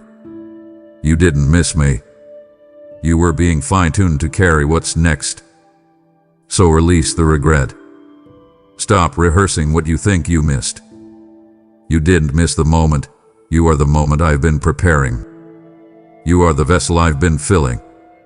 You are the storm-tested, silence-trained, spirit-carved carrier of my next move. The movement you thought was delayed is now taking form. The silence that felt like absence was actually my strategy. And now you will see it. In your steps, in your thoughts, in your surroundings. The fruit will start to emerge. The vision will begin to clarify. The forward motion will begin to accelerate. And it all began not in the spotlight, but in the stillness. You didn't miss me. You've been moving with me, even when you didn't realize it. You've looked at the clock of your life, haven't you? You've stared at the calendar, counted the years, measured your progress against expectations that feel like they are pressing down on your chest. You've looked at others, where they are, what they've achieved, and quietly wondered, am I behind? Did I miss it? That fear has whispered in the night and shouted in the day. But child, hear me with thunderous love. You are not late. Not even close. You are arriving exactly on time for what I have been orchestrating behind the veil. Your delay was not denial. It was divine design. I slowed you not to punish you, but to protect you, to align you, to prepare you for release that's not just impressive but sustainable. You've been so focused on the visible that you forgot my work is often invisible until it's unstoppable.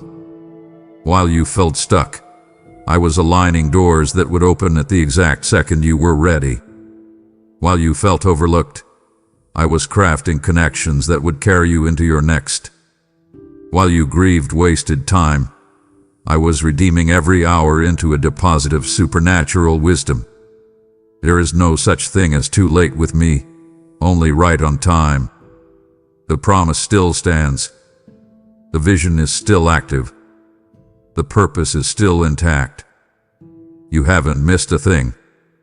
I don't operate on earthly timelines. I move in eternity.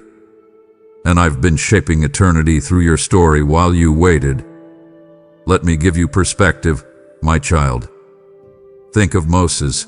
Delayed, yes, but he emerged from the wilderness with fire in his bones and a rod in his hand. Think of Joseph, thrown into pits, prisons, forgotten rooms, yet at the appointed time, he rose to a throne prepared for a famine his delay was designed to solve. You, too, have been hidden not because you're behind, but because your emergence must be undeniable. When I bring you forward, it won't be subtle. It won't be by chance. It will be with the evidence of divine orchestration. You will walk into rooms you didn't campaign for, carry assignments you didn't compete for, and operate with authority that only comes from time spent in the waiting place. The pressure you felt was not punishment. It was pregnancy.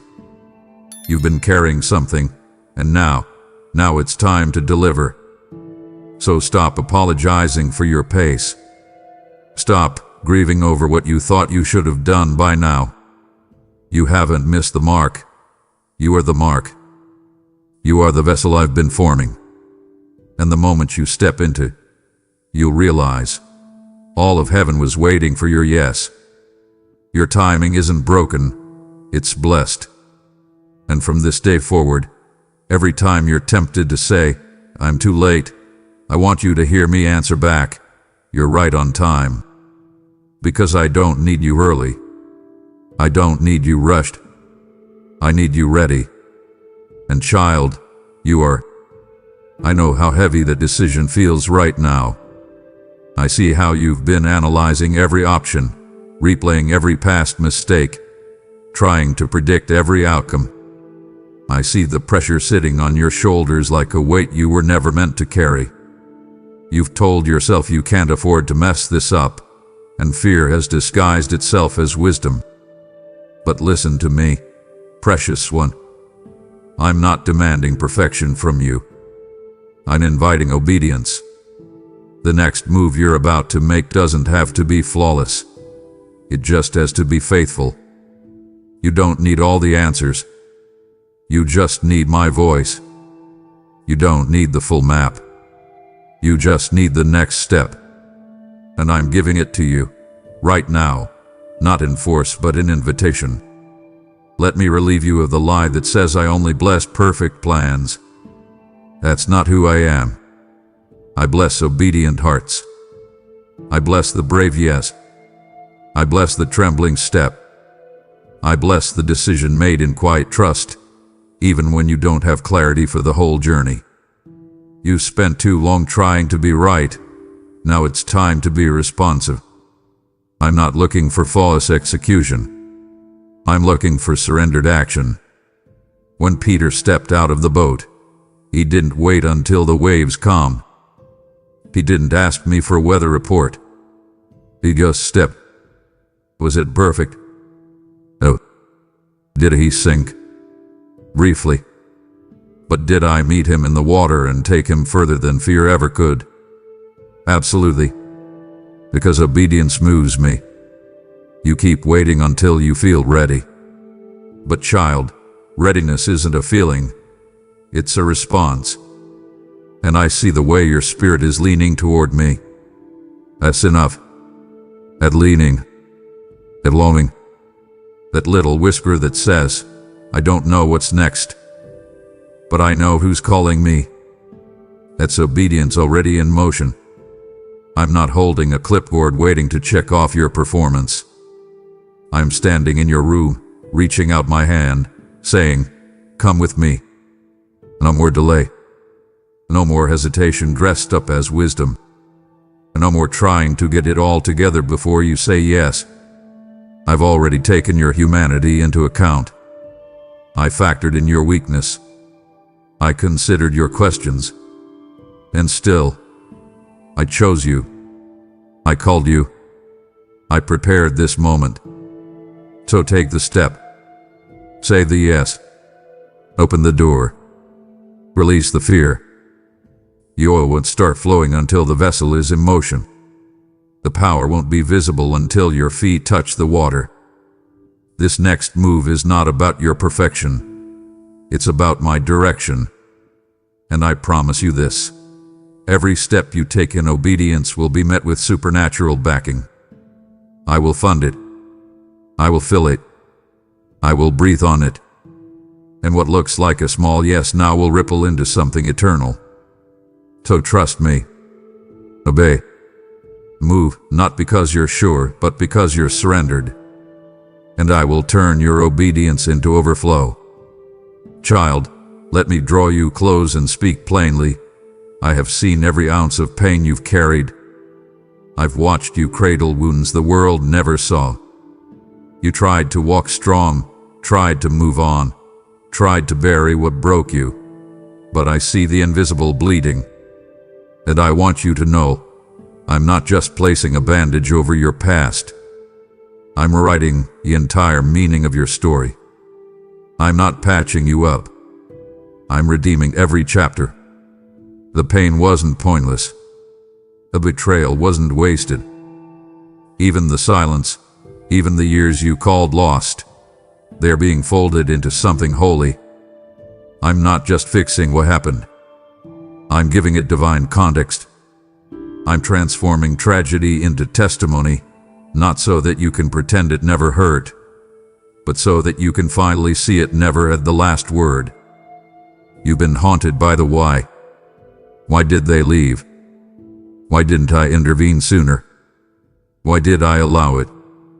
And while you may never get the exact answer you hoped for, what I'm offering you now is far greater. I'm giving you perspective. You're about to see your life not as broken fragments, but as a prophetic masterpiece in motion. Every wound has been whispering a lie, that you're damaged, that you're late, that you're less than. But I, the author, am holding the pen, and I'm writing over those lies with truth. The very parts of your story that brought shame are being transformed into altars. Not in theory, in real time. You're going to walk into moments soon where you'll say, I never thought I'd thank God for that pain. But now I see. And it won't be bitterness speaking. It will be healed clarity, the kind that can only come when I get involved in the narrative.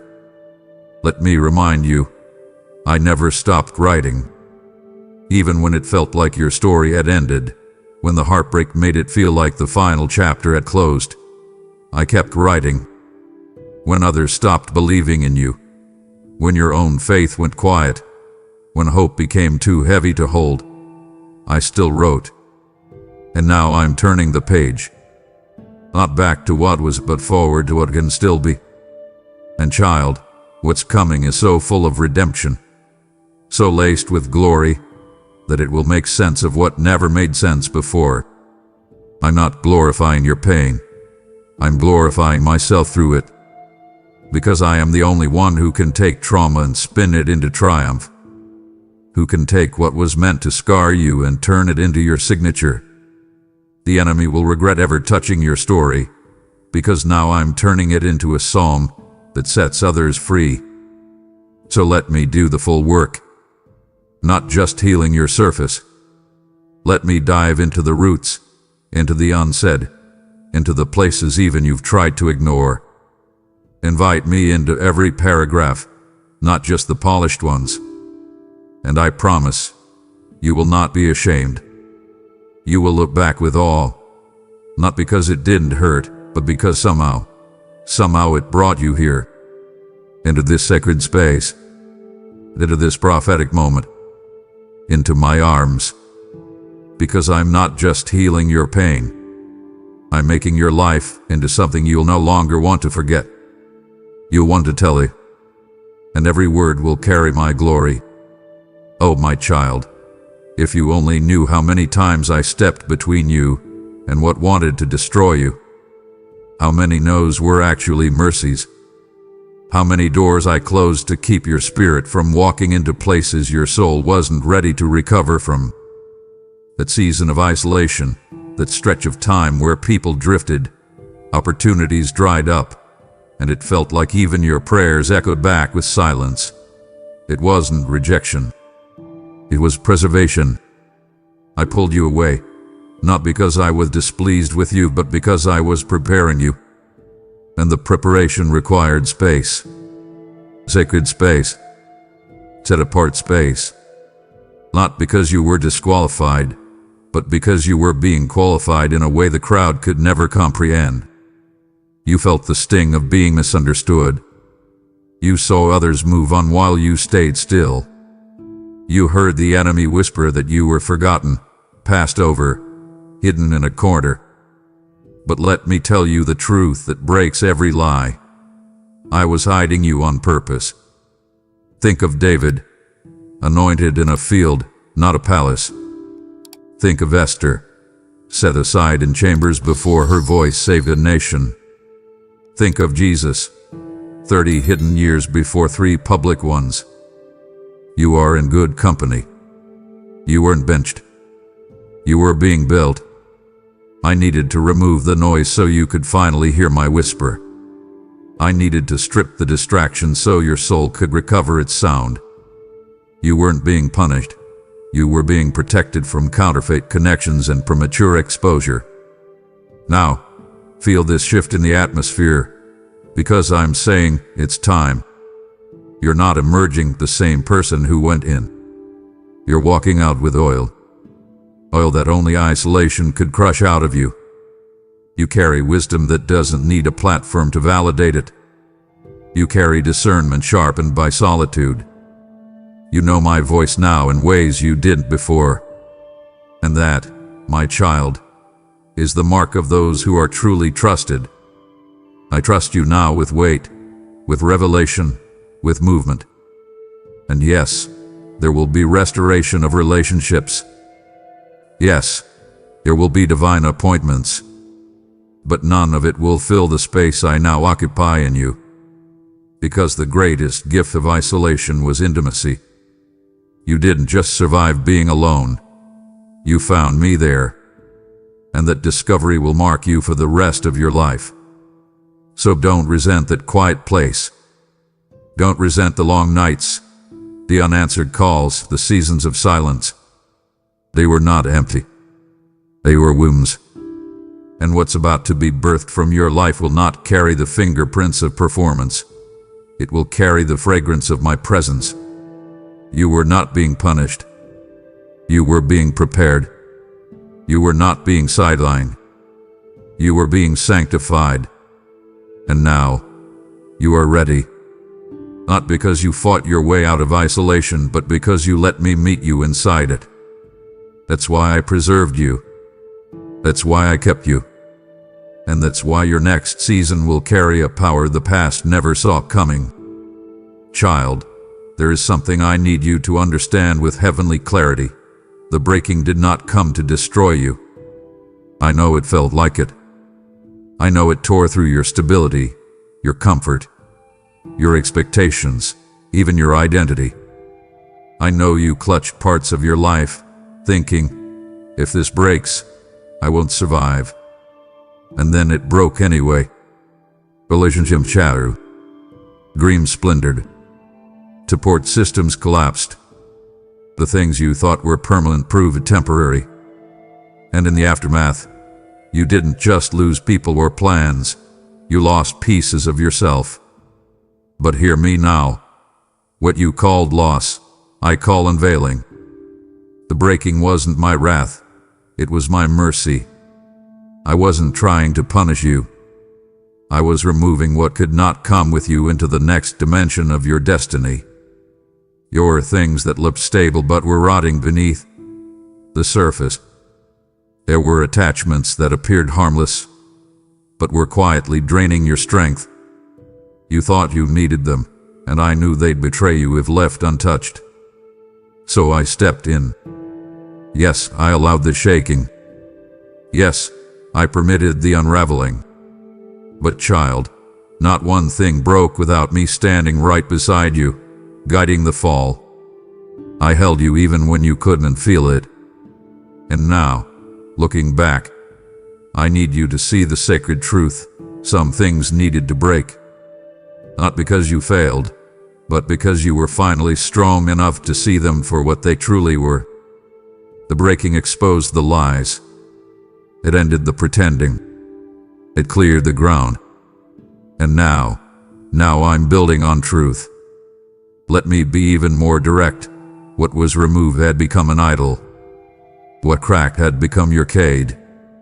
You thought you couldn't breathe without it, but in its absence, you found me. And in finding me, you're beginning to find yourself again. Not the version shaped by fear or performance, but the version that looks like freedom. The breaking didn't destroy your future. It made room for it. You're more awake now, more alert, more anchored. The pain taught you what peace cannot, and now you carry the kind of discernment that no enemy can trick. You've learned to let go. You've learned to trust me even when it hurts. And that, child, that kind of trust is unshakable. So don't fear more breaking. The season of tearing down is ending. You've passed through it, and you survived not as someone barely holding on, but as someone deeply reborn. What comes next won't need to be broken, because I've already broken off everything that stood in the way. Now, what's rising in you is whole. It's unfiltered. It's undistracted. It's clean. Let the past be what it was. Let the breaking be what it needed to be. And walk forward now with a heart that finally understands. I didn't allow it to break you. I allowed it to free you. And child, you are freer than you've ever been. Come closer now. You've said to yourself many times, I don't know how I made it through that. You look back at near misses, close calls, situations that should have swallowed you whole, and still, you're here. You survived what others did not. You've outlived lies that tried to label you. And in moments of quiet awe, you've whispered, God kept me. Yes, and child, I did. But I didn't just protect your life. I went deeper. I preserved your purpose. The enemy wasn't just after your safety. He was after your significance. He knew what was embedded in you, the voice, the gift, the impact. He knew your obedience would break chains. So he launched attacks not just to wound your body, but to wear out your calling. And still, you remain. Let me show you what that means. You weren't just pulled from the fire. You were refined by it. You weren't just spared. You were strengthened. Every time you thought it was over, I was behind the scenes, shielding your assignment. Not just keeping your heart beating, but keeping your purpose alive. I hid you from relationships that would have compromised your integrity. I shut doors that looked promising but would have crushed your anointing.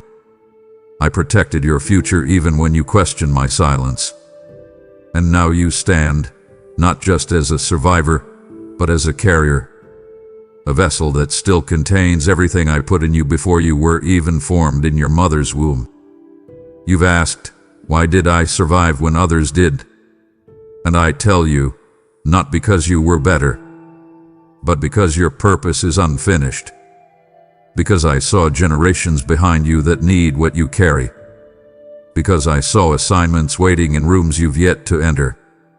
Because I saw a fire inside you that hell couldn't extinguish. I didn't preserve you so you could drift. I preserved you to awaken you.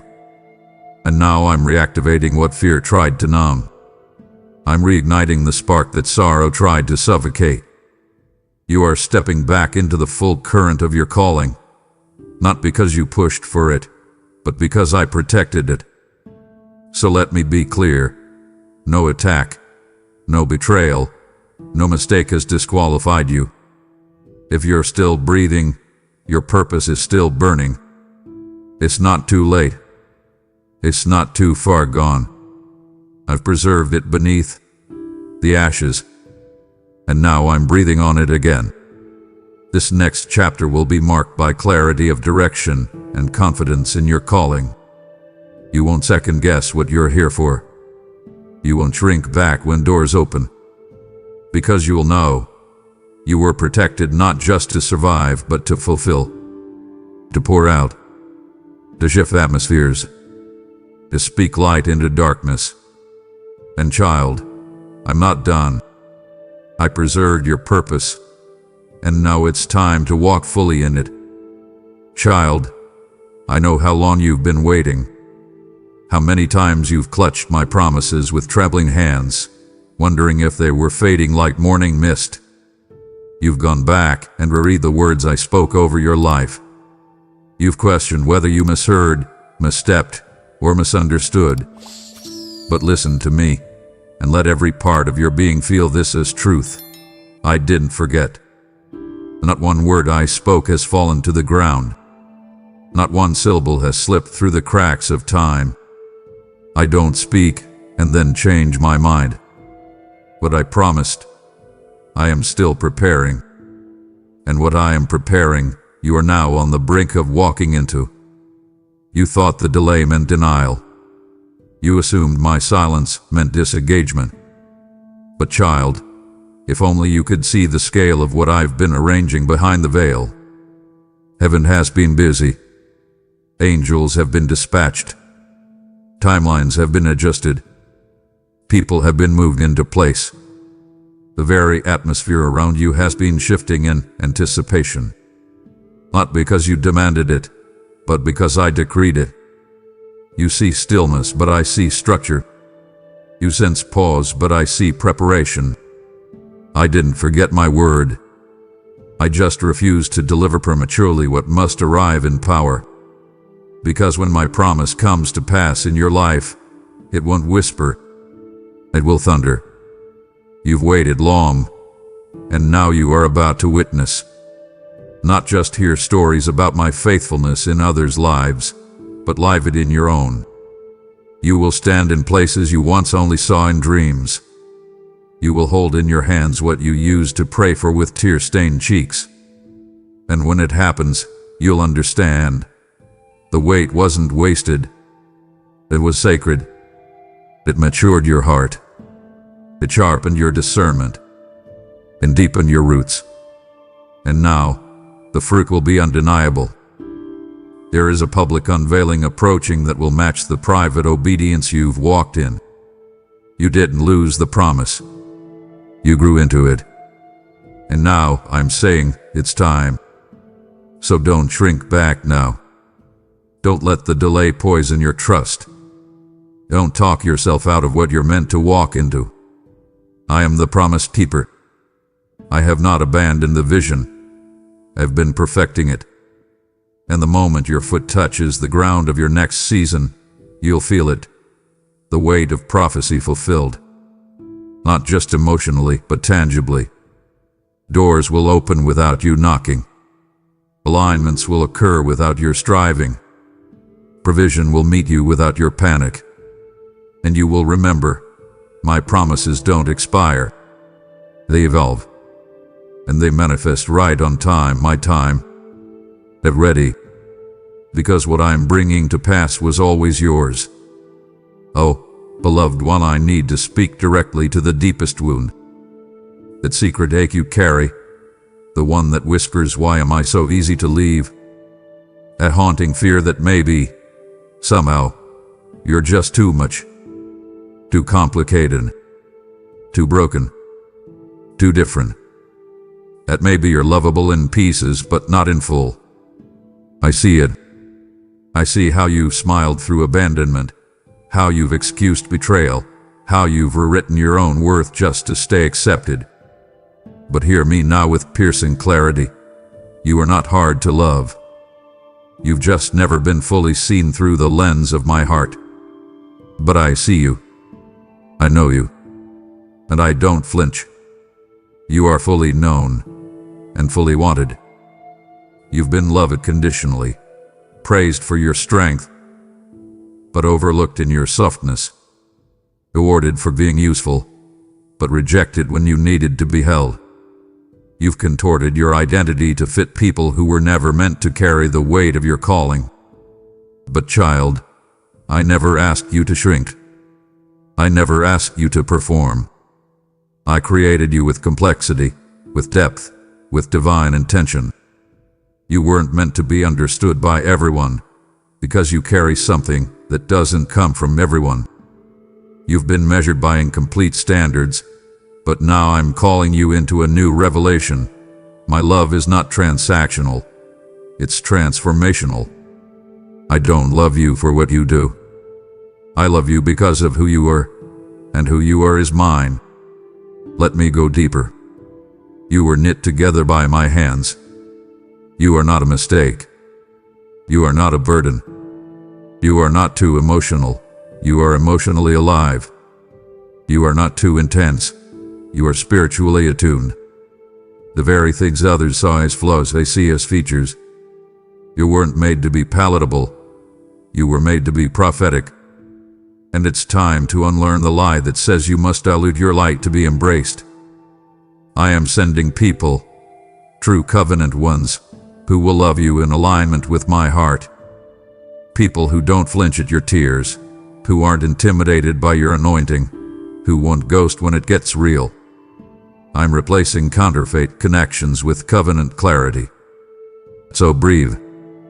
Exhale the shame. Release the self-blame. I'm removing the residue of rejection.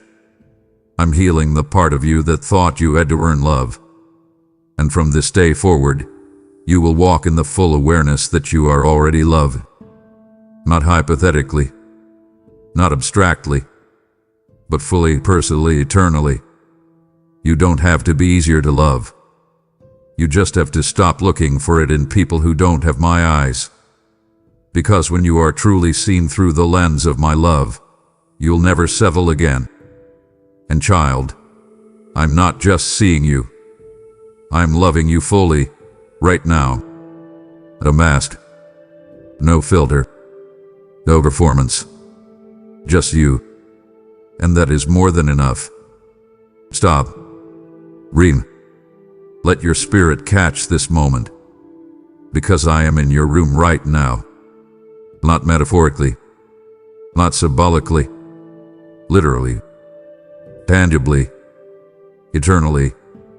I'm here, not hovering above you in some unreachable sky, but pressed into your atmosphere, closer than the air you just breathed. I've been with you this entire time, but now I want you to feel it. Know it. Acknowledge it. I'm not coming. I've already arrived. The same presence that split seas, that raised the dead, that filled upper rooms with wind and fire, that same presence is filling your space right now. Not because you did everything perfectly, not because you earned it, but because you are mine, and I never leave my own. You've been taught that I visit on Sundays. I wait for you to clean up first, that I only dwell in spaces prepared with candles and reverence. But I'm breaking that box today. I'm the God who walks into messy rooms and makes them holy. I'm the God who sits beside you on tear-soaked floors and calls it worship. I'm the God who climbs into hospital beds, into traffic jams, into lonely hotel rooms, into depression-heavy mornings, and turns them into sanctuaries. I'm not uncomfortable in your chaos. I'm not threatened by your questions. I'm not disappointed in your need. I came for this. I live for this. To be near you. On someday. Not far off. Out. And I'm not standing at a distance. I'm face to face with your heart. You don't have to strive to reach me. You don't have to perform to keep me. I'm not measuring your emotions to decide if I'll stay. I'm already here. And when I step into a room, everything changes. Peace isn't a concept, it becomes a presence. Clarity isn't a hope, it becomes your atmosphere. Bondage breaks. Weariness lifts. The invisible becomes tangible. And child, right now, I'm not asking you to pray a perfect prayer or summon a feeling. I'm asking you to believe me. Believe that I, the same God who formed galaxies, have entered your room not just to comfort, but to transform. I'm here to reroute the story, to heal what you thought you had to hide, to breathe on dreams you gave up on, to touch wounds no one else knew how to treat. I'm not outside knocking, I'm inside whispering. So respond to me. Why here? Right now. Speak to me like I'm beside you, because I am. Invite me into the parts of you you've never shared. Cry if you need. Sing if you feel it. Sit silently if that's all you have. I'll still speak. I don't need a perfect performance. I just want a present heart. I am in your room as your protector, as your healer, as your deliverer, as your closest friend, as your sovereign king. And nothing will ever be the same after this. You won't leave this room the same way you entered it. Because once I step in, everything realigns. Every line loses its power. Every fear bows. Every chain begins to melt. And all you have to do is receive it. Breathe me in. Let me be your closest reality, not just in moments of desperation, but in every moment from here on. Because, child, I'm not going anywhere. I'm in your room right now, and I'm staying. I'm in your room right now, and I'm not leaving. But this message must move. It must travel through time zones, through trembling hearts, through rooms where people are crying out, God, speak to me. You've seen the power of my voice. Now I'm commissioning you to be part of how it's carried. Your giving isn't small, it's sacred. It becomes manna in famine, light in prison, oil in drought. As I declare in Isaiah 55:11, my word shall accomplish what I please and prosper where I send it. I want to send it through you. Don't wait. Act now, through Super Thanks, membership, or PayPal in the description, and let your seed become the sound of salvation in another room. Now, my beloved, if you felt my presence, if you sensed the weight of my voice, then respond. Right here, right now, declare this in faith. God is in my room, and everything is changing. Don't let this encounter pass like a moment. Mark it in the comments as your altar, your yes, your agreement. I'm watching. I'm listening. Let the world and every spirit know you recognize me in the room. And when you speak it, I will move again. Because where I am welcomed, I do wonders. And now that you've welcomed me, stay. Don't rush from this holy space you've just opened. My presence doesn't only move in the fire, it rests in the stillness. There are depths of me that can't be found in the noise of praise, but only in the quiet of awareness. I want to meet you there, in the soft moments when the world hasn't yet awakened. To linger a little longer. Let your soul learn the language of silence, for I am about to speak again, not in thunder, but in peace. My child, listen to me. Before the alarm on your phone demands your attention, before your mind begins to race with the list of things you must do today, there is a moment of profound silence. Do you feel it? A deep, unbroken quiet that settles over everything just before the dawn. That stillness is not empty. It is filled with my presence. I am in the quiet that greets you, the peace that exists before the world rushes in with its noise and its pressures. I am here, in your room, before your day has even begun. I am the calm you desperately search for when your job feels overwhelming and the future feels uncertain. That peace is not something you have to find out there. I bring it to you, here, in the stillness. I am the gentle peace that settles over you when the day is finally done. When you have taken off the mask you wear for the world, when you have stopped striving and performing, when all the voices and expectations have faded away, what is left is me. I am the quiet sigh of relief that escapes your lips when you finally close your door. I am the comfort that meets you in your exhaustion. You think you are just unwinding, but you are truly stepping into a sanctuary I have prepared for you. This very room, this space you call your own, was made holy by my love long before you ever entered it. Pause for a moment. Look at that sliver of sunlight cutting through your window, illuminating the air. Do you see those tiny specks of dust dancing in the light? You pay them no mind, but I am there. My presence is as constant and as overlooked as those particles, present in the smallest details of your life. My love is the very air you are breathing right now. Take a deep breath. Feel your lungs fill. It is my life I am pouring into you, a gift given moment by moment, breath by breath. You do not have to earn it. You do not have to beg for it. I give it freely because you are mine. Every beat of your heart is a testament to my faithfulness, a rhythm I sustain even when your own heart is aching with worry or heavy with unspoken grief. I was here in this room before you, preparing it, sanctifying it, filling it with a love that has been waiting patiently for you to acknowledge it. I have seen you pace this floor, wrestling with decisions. I have seen you sit on the edge of your bed, feeling the weight of the world on your shoulders. And in every one of those moments, I have been here, closer than your own skin. So, I am asking you now to do something different. Do not listen with your ears. The world is full of sounds that will distract you, that will lie to you, that will tell you that you are not enough. I want you to listen with your heart. Can you feel that gentle pull? That quiet whisper beneath the noise of your own anxiety? That is my voice. I am speaking to you now, not in a shout that shakes the walls, but in a current of peace that can calm the storm inside of you.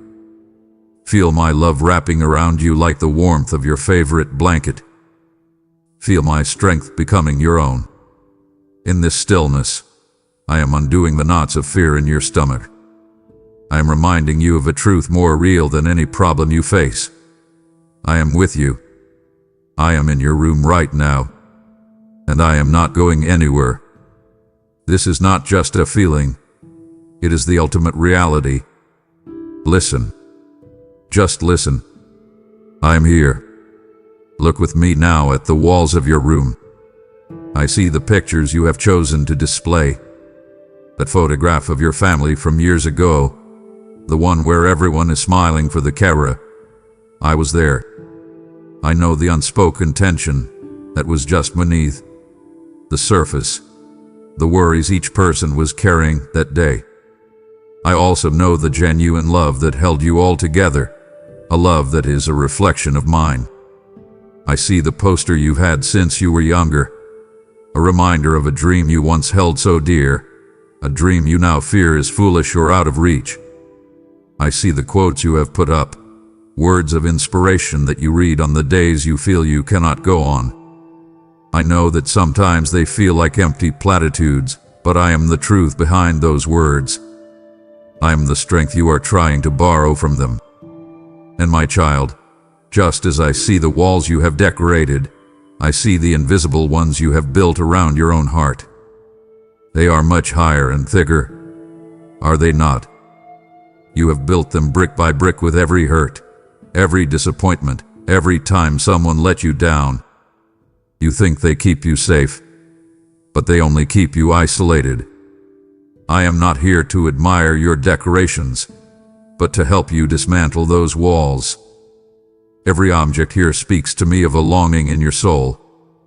I am here not to judge the clutter or the tidiness of your physical space, but to bring order and peace to the state of your soul.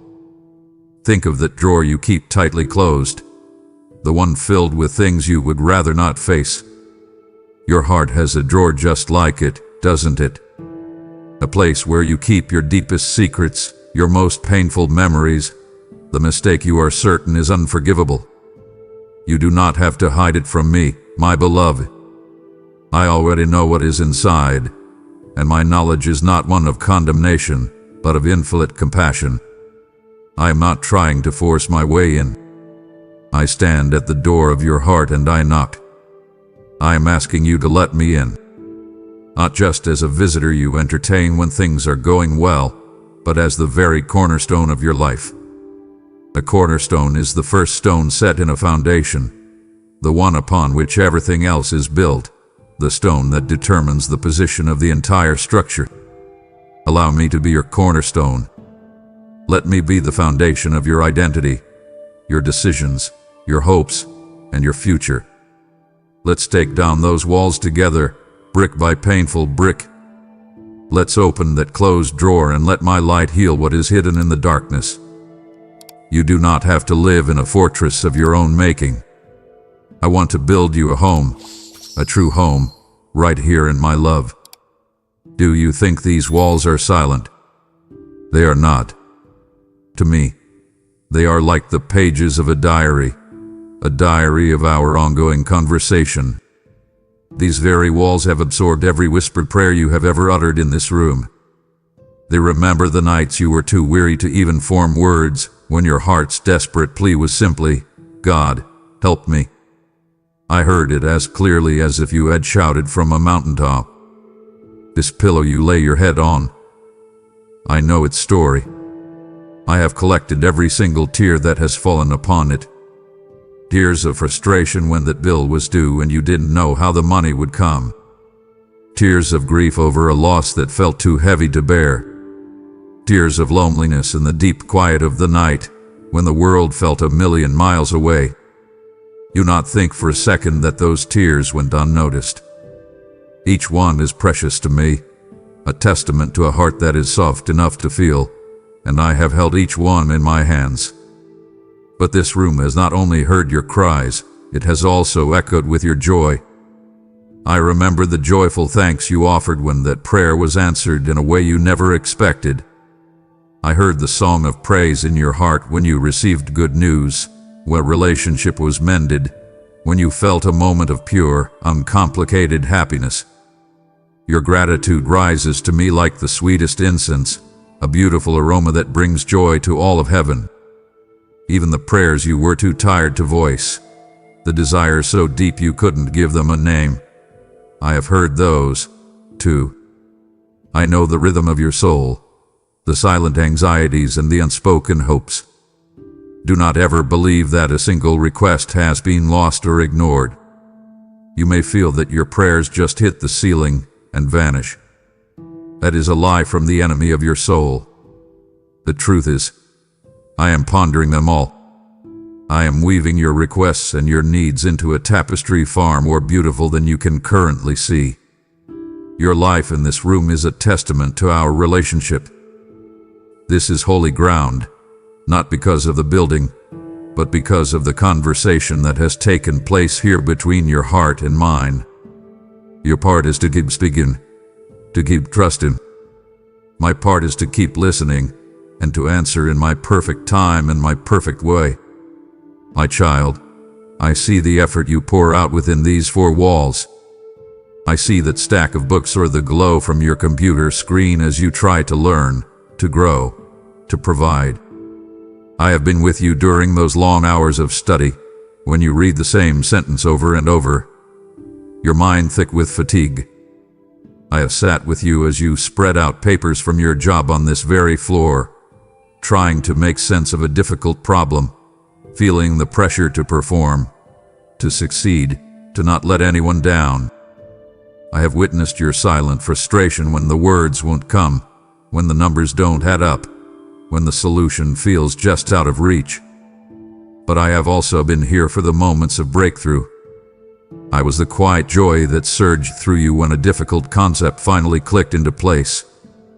I was the surge of energy you felt when you found the answer after hours of work. Those small, private victories that no one else sees. I see them, and I celebrate them with you. I know the weariness in your bones after a long day of effort. I see you collapse into your chair, feeling drained, wondering if you have the strength to do it all again tomorrow. Your diligence, your striving, your refusal to give up, none of it goes unnoticed by your Heavenly Father. The world may only see the results, but I see the process. I see the sacrifice. I see the heart behind your labor. And I want you to know something. The strength that allows you to open your eyes and begin again each morning, that strength comes from me. I am the source of your resilience. You think you are running on your own power, but it is my grace that sustains you when your own energy is gone. You are trying to carry so much on your own shoulders, aren't you? You feel the immense weight of responsibility for your family, your career, your future. Listen to my words, the ones my son spoke for you. Come to me, all you who are weary and burdened, and I will give you rest. Take my yoke upon you, for my yoke is easy and my burden is light. The yoke is a tool for sharing a load. You are not meant to pull this weight alone. I am here, inviting you to let me shoulder the burden with you. Hand me the weight of that deadline. Give me the pressure of those expectations. Rest in me, my hardworking child. Let my peace be your strength, and my presence be your reward. Your labor is not in vain, and you are not alone in it. I am with you in those moments when you stand before the mirror. I stand just behind you, my heart aching as I listen to the words you say to yourself. I hear that relentlessly critical voice in your head, the one that is so much harsher than any enemy. It points out every line around your eyes, every gray hair, every part of you that does not measure up to the impossible standards set by the world. It whispers lies to you about your worth, telling you that you are too much or not enough. My precious child, I need you to know that is not my voice. Where you see a flaw, I see the unique and beautiful way I knit you together. Where you see a scar, I see a story of healing and survival that brings me glory. Where you see the signs of aging, I see the marks of wisdom and a life that has been fully lived. You look at your reflection, and you see all the things you think are wrong. I look at you, and I see my beloved creation, a masterpiece in whom I take infinite delight. The world has given you so many labels. Your job title, your relationship status, your successes, your failures. You try to piece together your identity from these fragile and shifting things. But I know the identity I have given you, an identity that surpasses any label the world can offer. Before you were even formed in your mother's womb, I knew you. I called you by name.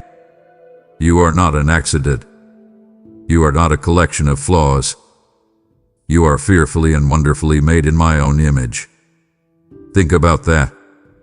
The very essence of who you are is a reflection of me, the creator of the heavens and the earth. When you criticize your reflection, you are unknowingly criticizing my handiwork. Let me heal your perspective. Let me show you how I see you. When I look at you, I see someone who is cherished beyond measure, someone so priceless that I sent my only son to die for you. I see a heart that is capable of great love, a mind that is capable of great wisdom, and a spirit that is destined for eternity with me. Let my view of you become your own. Look in the mirror again, but this time, look through my eyes. See the person I created you to be, whole, beautiful, and holy, completely and unconditionally loved. My child, we have only just begun to walk through the truth of your life. To turn away now would be to leave my outstretched hand waiting, and a father's heart aches when a child walks away from an embrace. I have so much more I long to show you. Please stay with me. Now, my child, let us look around this room together, for it is not just a collection of your possessions. It is a museum of your life story, and I have been present for every chapter. I see that trophy sitting on your shelf, perhaps covered now in a thin layer of dust. You may have forgotten the immense pride and joy you felt on the day you received it, but I have not. I was there, celebrating your victory with you. I see that pair of worn-out shoes tucked in the corner. Others might see them as old and ready to be thrown away, but I see the story they tell. They speak of a long and difficult journey, of paths you have walked that left you weary, of challenges you faced and overcame. I walked every single one of those steps with you, my hand guiding you even when you felt you were walking alone. Each scuff mark is a testament to your perseverance. I see the objects that reveal your passions, the collections that speak of the unique spirit I placed within you. But I also see the things that represent your pain. Perhaps there is an unopened gift, a symbol of a broken relationship you fear to engage with, a painful reminder of a connection that has been lost. I see the weight that object holds for you. I know the story behind it, the hurt, the longing for reconciliation. I am the great mender of what is broken, and I can bring healing where there is only pain. Each of these items, the triumphant and the tragic, is a chapter in your life, and I want you to know with absolute certainty that I have been present for every single one. Nothing in your story has caught me by surprise. But listen to me, and hear this clearly: your story is not over. These objects tell the tale of where you have been, but they hold no power to define where you are going. You are not the sum of your past achievements or your past failures. You are my child, on a journey that is still unfolding. And believe me, the greatest chapters have yet to be written. The most exciting parts of your story are the ones we are about to write together, starting today, in this very room. Entrust your story to me, the past, the present, and the future. I am the author of your life, and I promise you, the ending is one of victory and unimaginable joy. When you reach over and turn off the lamp, the familiar shapes of your room dissolve into shadows. In the sudden quiet and the encroaching dark, other things begin to stir, don't they? The worries you managed to keep at bay during the busy hours of the day now creep out from the corners of your mind. You lie there, and your thoughts begin to race. You replay that awkward conversation from work, cringing at what you said. You stare into the blackness and see the looming deadlines, the unpaid bills, the health of a loved one you feel powerless to help. The silence of the night amplifies every fear. The darkness tries to convince you that you are utterly alone with your struggles. But listen to my whisper, which is louder than any fear. When you turn off the physical lights, my presence does not diminish, it brightens. You think the darkness makes you vulnerable, but it is in the absence of all other lights that you can see mine most clearly. I am the guard who watches over you as you sleep. I am the stillness that counters the chaos in your mind. I am the profound peace that can settle your racing heart so you can find the rest you so desperately need. The shadows on the wall may twist into frightening shapes, but I am the truth that is greater than any illusion. I calm the fears that the darkness tries to magnify. At knot of anxiety in your stomach as you think about tomorrow. Place your hand on it now. Feel my hand over yours. Together, we can release it. I am not asking you to be fearless. I am asking you to trust me in your fear.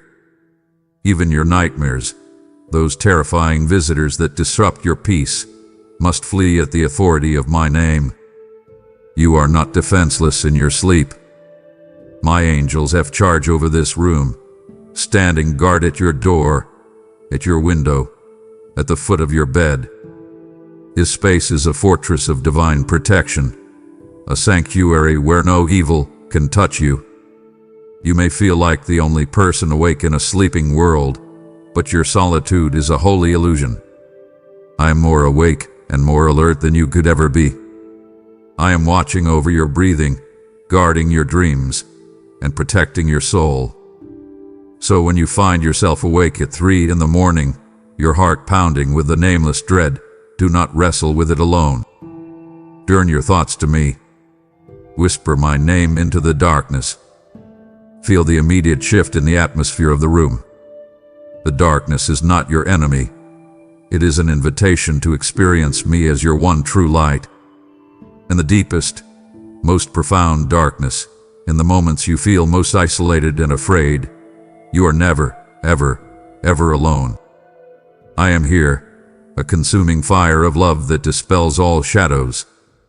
I am with you in the music you play in this room. I am there when you put on that song with the driving beat that helps you get ready to face the world, the one that makes you feel powerful and alive. I am also right beside you when you close the door and play that quiet, heartbreaking melody on repeat, the one that says everything you cannot find the words for, the one that understands your grief. Whether you are celebrating or mourning, the music you choose is a prayer of sorts, a way of speaking to me from a place deeper than words. But my child, beyond the songs you can hear with your ears, I hear the music of your soul. It is a melody only I can fully comprehend, for I am its composer. I know the unique rhythm of your anxieties, that frantic, hurried tempo that takes over when you feel stressed and out of control. I also know the gentle, underlying harmony of your hopes, the quiet, persistent notes of a future you are still daring to believe in. Your life is not a random collection of noises. It is a grand and complex symphony. There have been movements filled with joyful, soaring notes, moments of triumph and love. And there have been movements of deep sorrow, passages played in a minor key that felt like they would never end.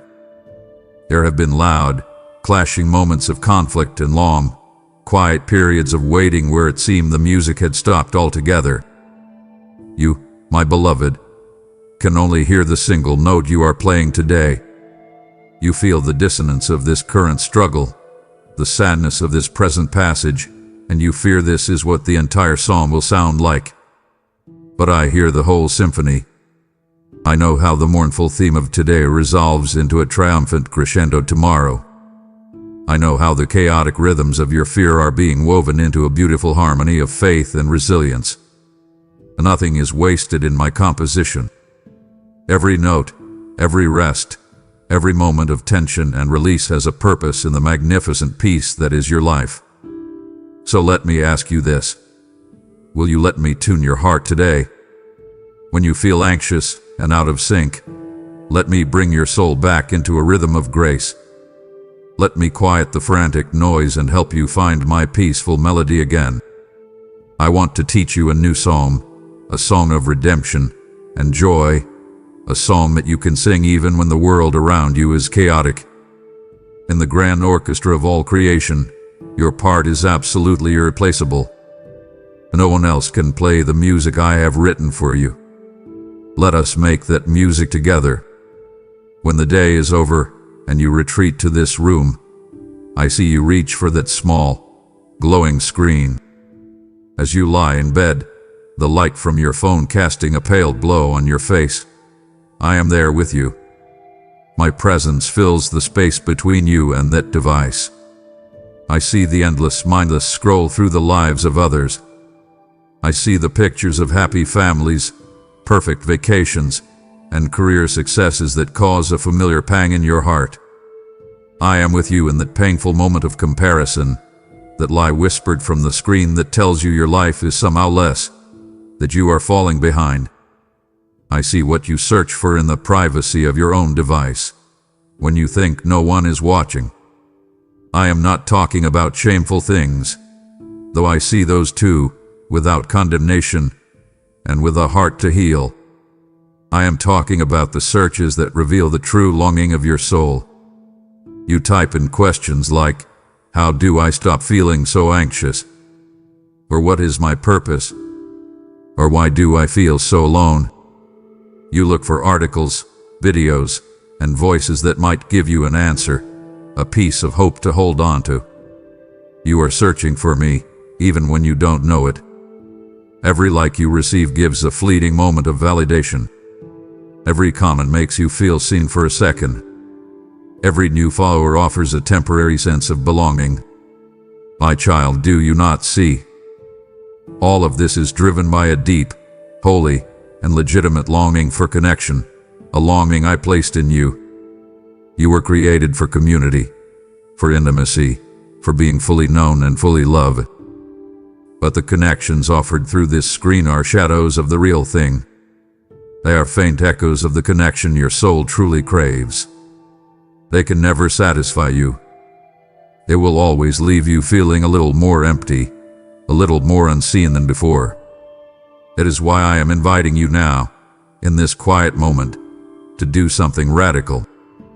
Turn your eyes away from the temporary glow of the screen and look to me.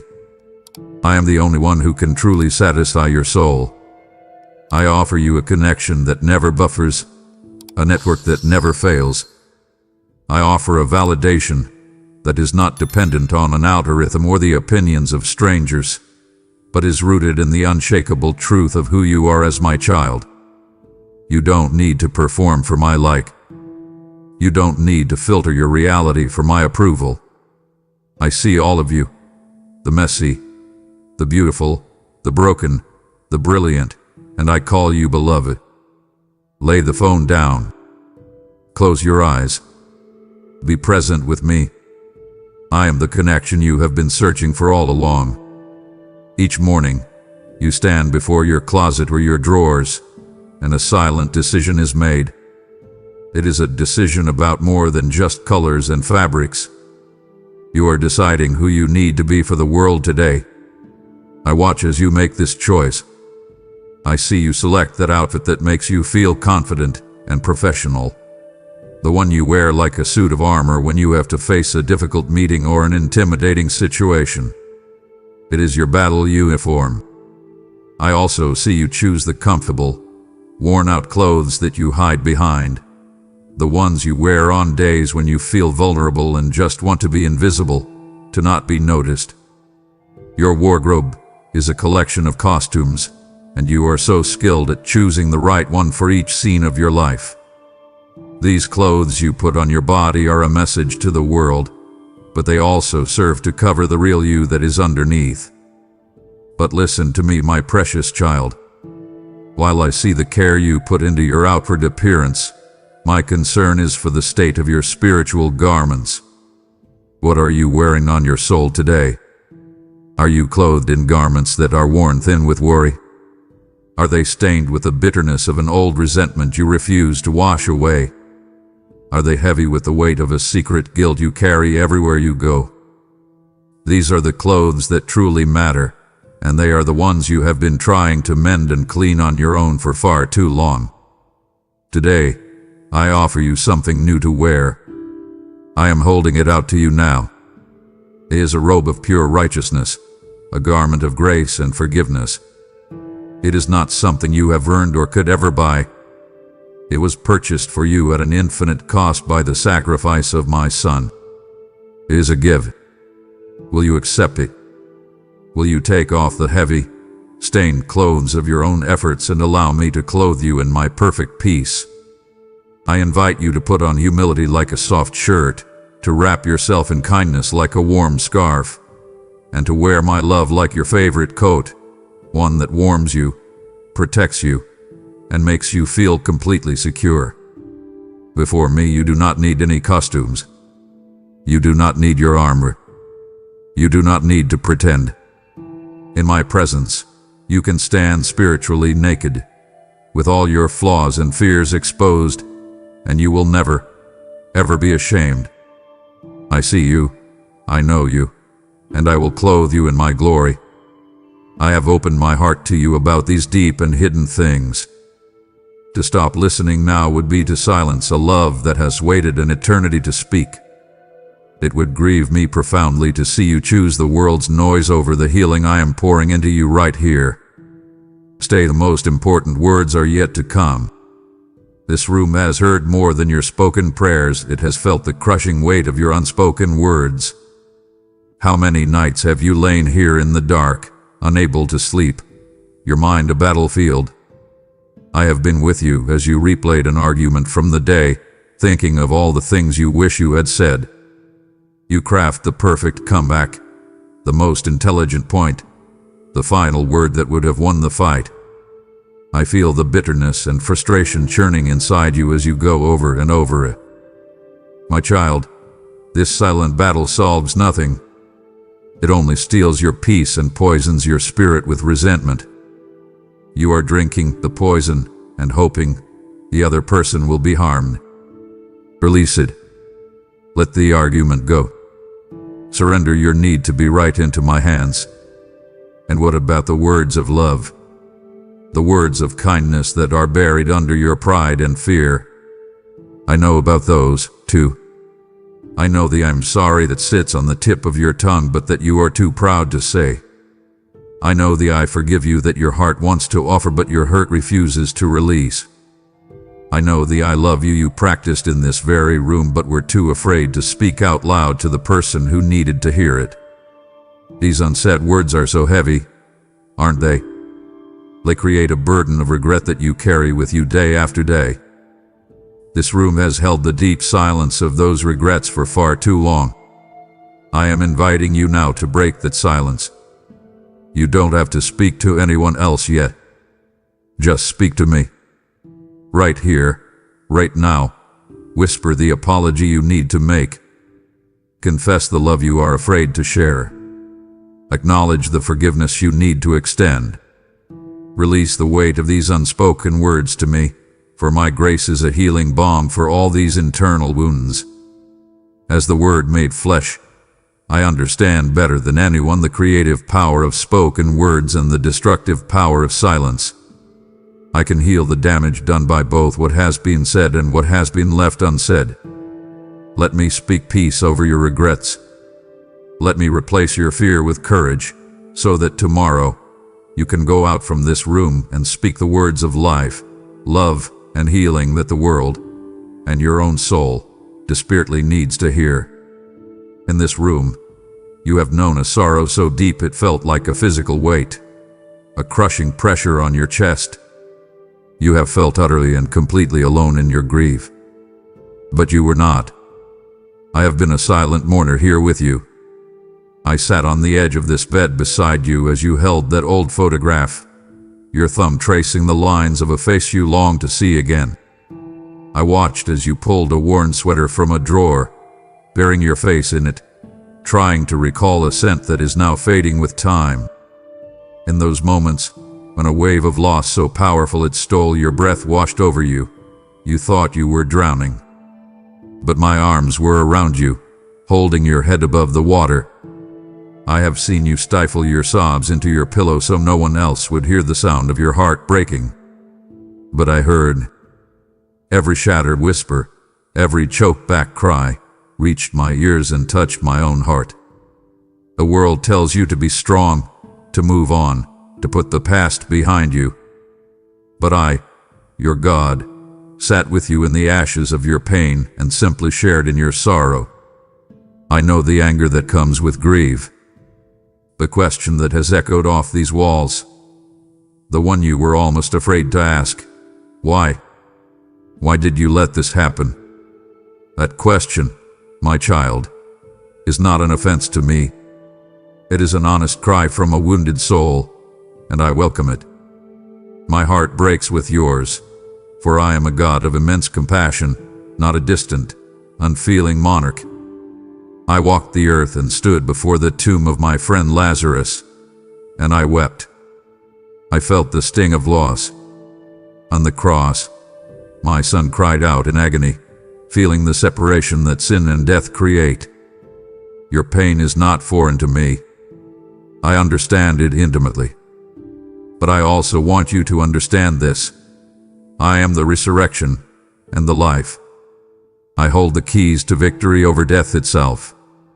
The grave is not the final word. The separation you feel now is not the end of the story. This is the promise I want to plant deep within your grieving heart. Allow my comfort to be more than just a fleeting feeling. Let it be the anchor of hope that sustains you in this storm. I am binding up your broken heart. It is a slow and gentle process. It is me, quietly stitching the pieces back together with threads of eternal love. The heart that emerges will bear the beautiful scars of having loved deeply, but I promise you, it will be whole and it will beat with joy again. Your loss is real and your pain is valid, but my love is more real, and my promise of life is eternal.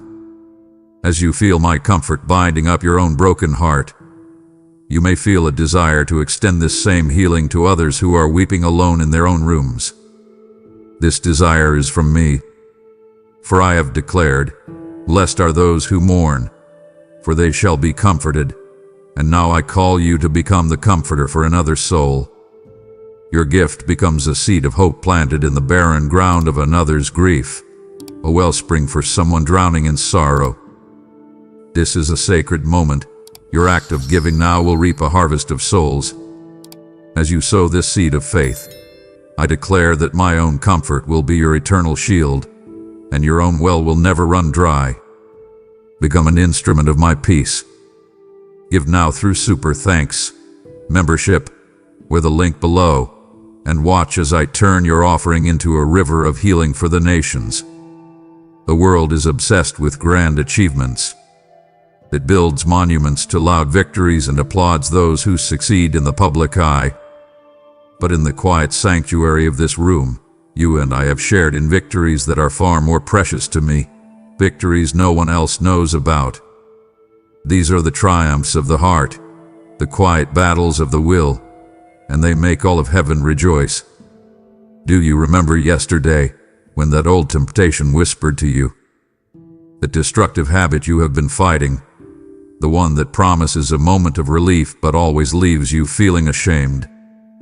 For a moment, you considered giving in. The battle raged in your mind. No one was watching. No one would have known. But then, you took a deep breath, you thought of me, and you chose a different path. You chose freedom. My child, you may have thought that was a small, insignificant moment. To me, it was a thunderous victory. The angels sang. I celebrated your strength, a strength you drew directly from me. I was here when you were typing out that angry, reactive email or text message.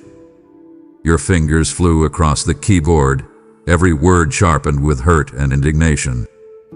You were ready to send it, to get the last word, to prove your point. And then you paused. You felt my gentle nudge, my whisper of a better way.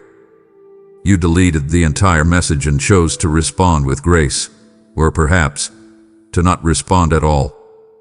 That, my beloved, was a victory of kingdom proportions.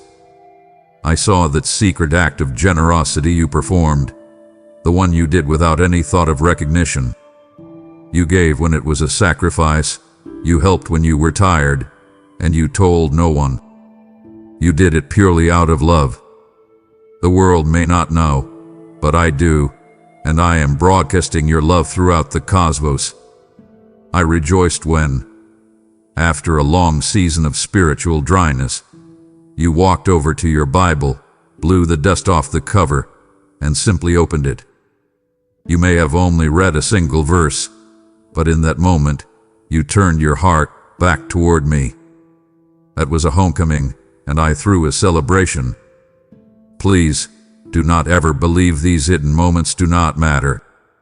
Your faithfulness in these small, unseen things is a treasure in my kingdom. It is the true measure of your character. These are the victories that are shaping you, molding you, and building a foundation of faith that can withstand any storm. I see you. I see your effort. And I am so incredibly proud of you. I stand with you often as you gaze out of this window. It is your portal to the world, your vantage point on the small slice of life that passes by each day. I see what you see, the hurried pace of people on their way to work, the changing colors of the leaves on that tree, the way the rain streaks down the glass. I know your thoughts as you watch. Some days, you look out with a deep longing to be a part of it all, to connect, to engage, to make your mark. You see the world, and you want to run into it with open arms. On other days, I know you feel an overwhelming urge to pull the blinds, to shut out the noise, the chaos, the pain you see. You want to hide from a world that feels too harsh and demanding.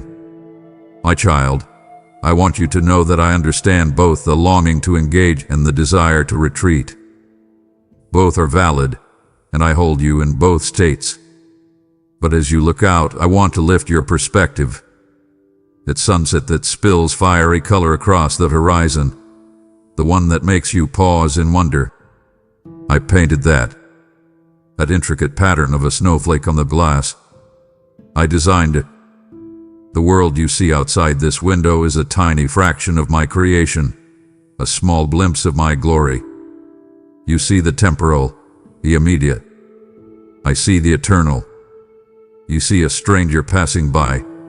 I see a soul I love, with a story, a purpose, and a deep need for me. You are looking through a small glass window. I am inviting you to look through the window of my eyes, to see the world with my heart of compassion. I want to broaden your perspective beyond these four walls, beyond your immediate worries and plans, to see my grand, eternal plan of redemption unfolding. But it does not stop there. My ultimate desire is not just for you to look out at the world, but for you to become a window yourself. I want to make your life a clear pane of glass through which my light, my love, and my hope can shine into the dark and broken places of the world. The peace you find with me in this room is not meant to be hoarded. It is meant to be shared. The comfort I give you is a gift you are to re-gift to others. So yes, look out your window. See the world. But then, let me empower you to step out your door, carrying my presence within you, and become a beacon of my love to every person you meet. My child, within this room, your body has sometimes felt more like a prison than a home. I am acutely aware of every physical pain you endure here. I know the chronic ache that is your constant, unwelcome companion. I know the sharp, sudden pain that takes your breath away. I know the exhaustion from an illness that drains your strength and clouds your mind. I have sat with you through the long, lonely hours of the night when pain made sleep impossible. I have watched you struggle just to get out of bed in the morning, your body protesting every move. In those moments, it is so easy to feel that you have been forgotten, that your prayers for relief have gone unanswered. You have cried out to God, "Don't you see this? Don't you care?" Oh, my beloved, not only do I see, I feel it with you.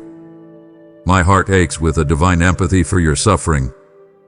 Please, do not think your pain is a punishment or a sign of my displeasure. My son, Jesus, was called a man of sorrows, acquainted with the deepest grief. He knew physical agony, the crown of thorns and the lashes on his back, the nails in his hands and feet. He took on the frailty and brokenness of the human body. He bore your infirmities. He carried your sicknesses, so that you would never have to suffer alone. I am Jehovah Rapha, the Lord who heals you. That is not just a name. It is the essence of my character. Sometimes, I bring miraculous healing on this earth, and the sickness vanishes in an instant. At other times, the healing is a gradual process through the hands of doctors and the gift of medicine.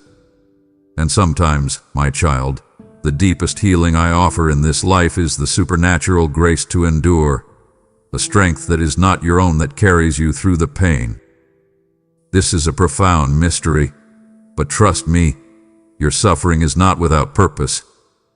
In your weakness, my power is made perfect. And know this for certain, ultimate, complete, and eternal healing awaits you. A day coming where there will be no more tears, no more death, no more mourning, and no more pain. But until that day, do not let your suffering become your identity. Your pain is something you are experiencing. It is not who you are. Who you are is my cherished child, a victorious king or queen in my kingdom, and your true identity is rooted in me, who has already conquered all sickness and death forever. I am with you in the pain. I am your strength, and I am your healing. We are in the deepest chambers of your heart now, the places of your most sacred pain. It would wound my spirit if you were to retreat from this holy ground, just as I am beginning to bind up your deepest hurts. Do not leave me here alone with your sorrow. Let us finish this healing work together. This room has been your command center, hasn't it? The war room where you have wrestled with life-altering decisions. I have seen you pace this very floor, your mind a tangled web of possibilities and fears. I have been present for every pro and con list you have meticulously written, every attempt you have made to logically chart a course, to find the perfect, risk-free path forward. You analyze every angle, you calculate every potential outcome, trying desperately to control a future that feels so uncertain. The weight of these crossroads is immense, and you feel you must figure it all out on your own. You believe the right choice will lead to happiness and the wrong choice will lead to disaster, and the pressure of that is paralyzing. In the midst of your frantic calculations, I have heard your prayers. God, please just tell me what to do. Show me a clear sign. Write it in the sky. You long for an unmistakable, booming voice from heaven, a divine instruction manual that lays out every step. You want certainty in a world of variables. But my child, listen. So often, I do not speak in the earthquake or the fire. I speak in the still, small voice, the quiet knowing deep within your spirit. But you cannot hear that voice when your own mind is shouting with anxiety. The instruction I gave to the psalmist is my instruction for you now. Be still and know that I am God. That is not a passive suggestion. It is a direct command and the key to your breakthrough. I am asking you to stop the frantic striving. Be still. Quiet your own anxious thoughts. Cease your attempts to control every outcome. Stop leaning on your own limited understanding and, with all your heart, trust me. It is an act of profound courage to release your grip. I am not asking you to be responsible. I am asking you to do your part, and then to surrender the outcome to me. You may not see the entire journey ahead. In fact, I rarely show anyone the full path. I am not a GPS that gives you turn-by-turn directions for the next 10 years. I am a lamp for your feet and a light for your path. I will give you enough light for the next step. So take that step in faith, even if the staircase ahead is shrouded in mist. Do not be afraid of making a mistake. Your entire journey is held safely in my loving hands. Even a misstep can be redeemed and woven into my perfect plan. Trust me. Be still, and let me lead. Even when your body is still and your conscious mind is at rest, I am with you. I am the watchful guardian who sits beside you as you sleep, and I journey with you into the landscape of your dreams. In that unfiltered world where your subconscious speaks, I am there. I know the dreams that are jumbled and nonsensical, born from the remnants of your day. But I also know the dreams that are more. I know the aspirations and ambitions that surface when your defenses are down. That recurring dream you have, the one where you are standing before a crowd, or creating something beautiful, or living a life of peace and purpose, do not be so quick to dismiss it as mere fantasy. Often, these dreams are the language of the soul, a glimpse into the deepest desires I myself have placed within your heart. I am the giver of divine dreams and the one true interpreter of their meaning. The world offers books and theories to explain them, but only I know the specific message I am sending to you. You often wake from such a dream with a feeling of longing, followed quickly by a wave of discouragement. You look at your grand dream, and then you look at your current reality, and the distance between them feels like an impassable canyon. You see your limitations, your lack of resources, your past failures, and you think, it's impossible. That is the voice of human reasoning, but it is not the voice of divine truth. I want you to entrust your dreams to me. Bring them to me in the morning light, and lay them at my feet. The desires I have placed in your heart are not meant to taunt you. They are meant to guide you. They align with my celestial purpose for your life. Your part is to cherish them and move towards them in faith. My part is to do what you cannot. For I can do exceedingly, abundantly more than all you could ever ask or even imagine. The dream I have for you is even bigger and more beautiful than the one you have for yourself. But you must also learn discernment, and I will teach you. Not every dream that enters your mind is from me, my child. Some dreams are born from your anxieties, painting pictures of the very things you fear. Others are born from your pride or your selfish desires. Come to me. Ask me for wisdom. I will give you the spiritual discernment to distinguish between a holy ambition from heaven and a distracting desire from your own flesh or from the enemy. Let us talk about your dreams. Tell me what they are. Together, we will uncover the ones that are from me, and together, we will see them come to pass. Now, let your eyes wander around this room. I see them, even if you try not to. I see that half-finished project tucked away in the corner, the one you started with such passion and excitement. I see the musical instrument gathering dust, a silent testament to a skill you meant to practice. I know about the language learning app on your phone that you haven't opened in months. I see the journal with only the first few pages filled, and the list of goals you wrote with such hope at the beginning of the year, now buried beneath a pile of mail. Every time your gaze falls upon one of these unfinished things, a familiar voice of shame whispers in your ear, doesn't it? It calls you a failure. It says you are undisciplined, that you lack follow-through, that you never finish what you start. This voice of condemnation has paralyzed you, making you afraid to even begin something new for fear that it too will end up on the pile of abandoned dreams. My beloved child, you must know that this harsh, critical voice is not mine. Where you see a graveyard of your failures, I see something entirely different. I see a journey, a process, with necessary pauses, learning curves, and divine pivots. Perhaps you stopped that project because the timing was not yet right. Perhaps I needed to teach you something else first, something that will be essential for its completion later. Perhaps that forgotten goal was not truly the desire I had for you, and my spirit was gently leading you in a different direction by removing your passion for it. Do not look at these things as evidence of your failure. See them as part of your story, a story that I am authoring. I am, after all, the author and the finisher of your faith. This applies not just to your spiritual life, but to the very works I have prepared in advance for you to do. Where you lack the strength to continue, I will provide it. Where you lack the inspiration to create, I will be your muse. Where you lack the discipline to persevere, my spirit will be your guide and your sustainer.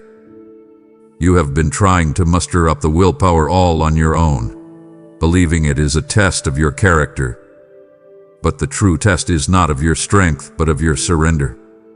It is I who work in you, both to will and to act according to my good purpose. So I invite you today to see these unfinished things with new eyes. Let us finish this work together. Pick up that project again, not with the grim, white-knuckled determination of your own strength, but with the joyful, peaceful expectation of my divine help. My timing is always perfect, and perhaps the perfect time to begin again is now. Even when this room is filled with your favorite things, with music playing and lights on, there are moments when it feels cavernously empty, aren't there? I am talking about an emptiness that has nothing to do with the physical space. It is a quiet ache deep in your soul, a feeling of profound loneliness that can haunt you even when you are in a crowd, and especially when you are here by yourself. It is a sense that something vital is missing. You have tried so hard, for so long, to fill that void. You are a master at it. You fill it with the noise and distraction of television, scrolling through hours of content to keep the silence at bay. You fill it with work, believing that the next achievement or promotion will finally make you feel whole. You fill it with hobbies, with shopping, with food, with anything that provides a temporary sense of pleasure or fulfillment. You have even tried to fill it with people, hoping that the perfect relationship, the perfect friend, will finally complete you and chase the emptiness away for good. But it never works, does it? The pleasure fades, the achievement feels hollow, the person lets you down, and the ache always returns, sometimes even stronger than before.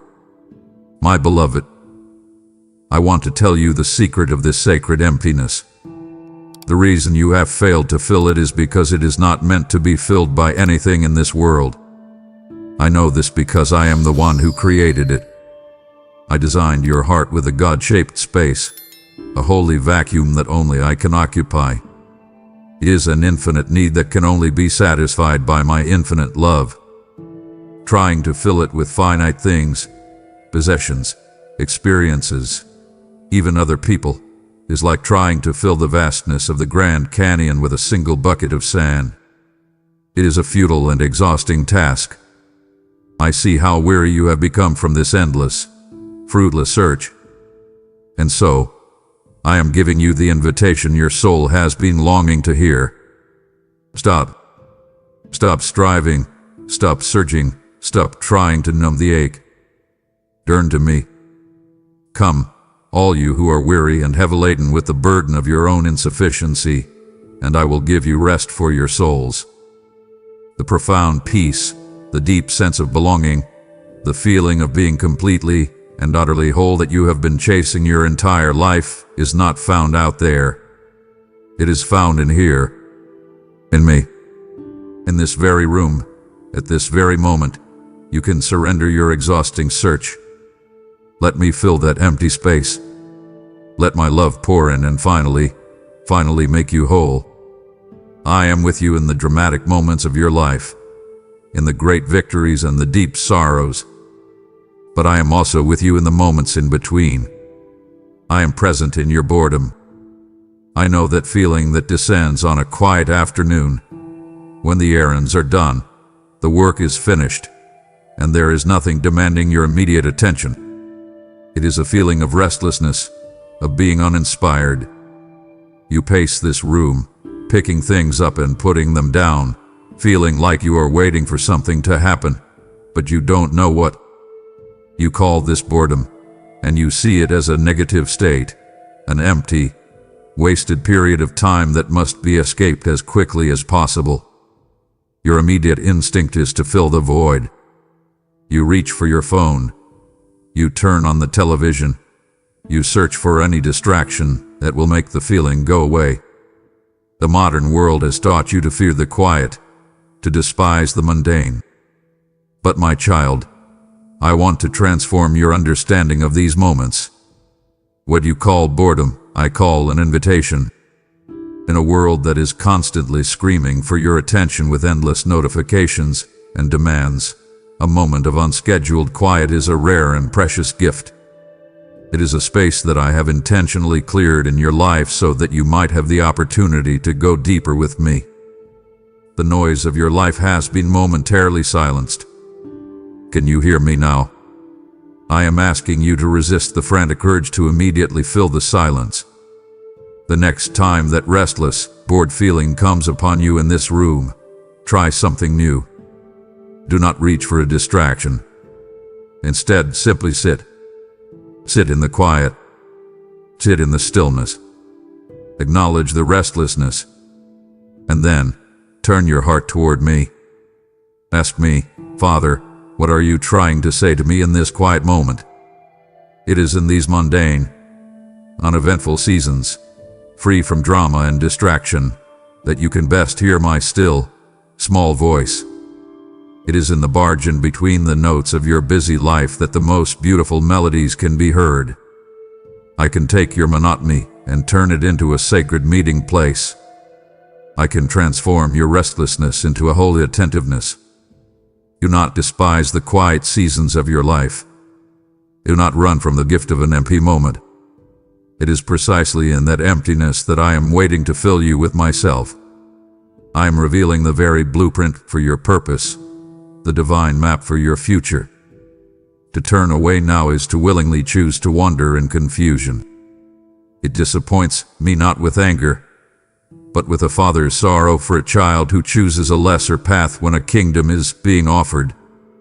Stay, for your true destiny is what we will speak of next. Every room has a unique fragrance, a scent composed of the person who lives there and the life that is lived within its walls. I am aware of the scent of this room. It is uniquely yours. But there is another kind of aroma here, one that can only be perceived by the Spirit, and it is of far greater importance to me. In the Scriptures, the prayers of my people are described as rising to my throne like sweet, fragrant incense. When you speak to me from a sincere and humble heart, as you are doing now by simply listening, your words release a holy aroma that fills this space and brings me great delight.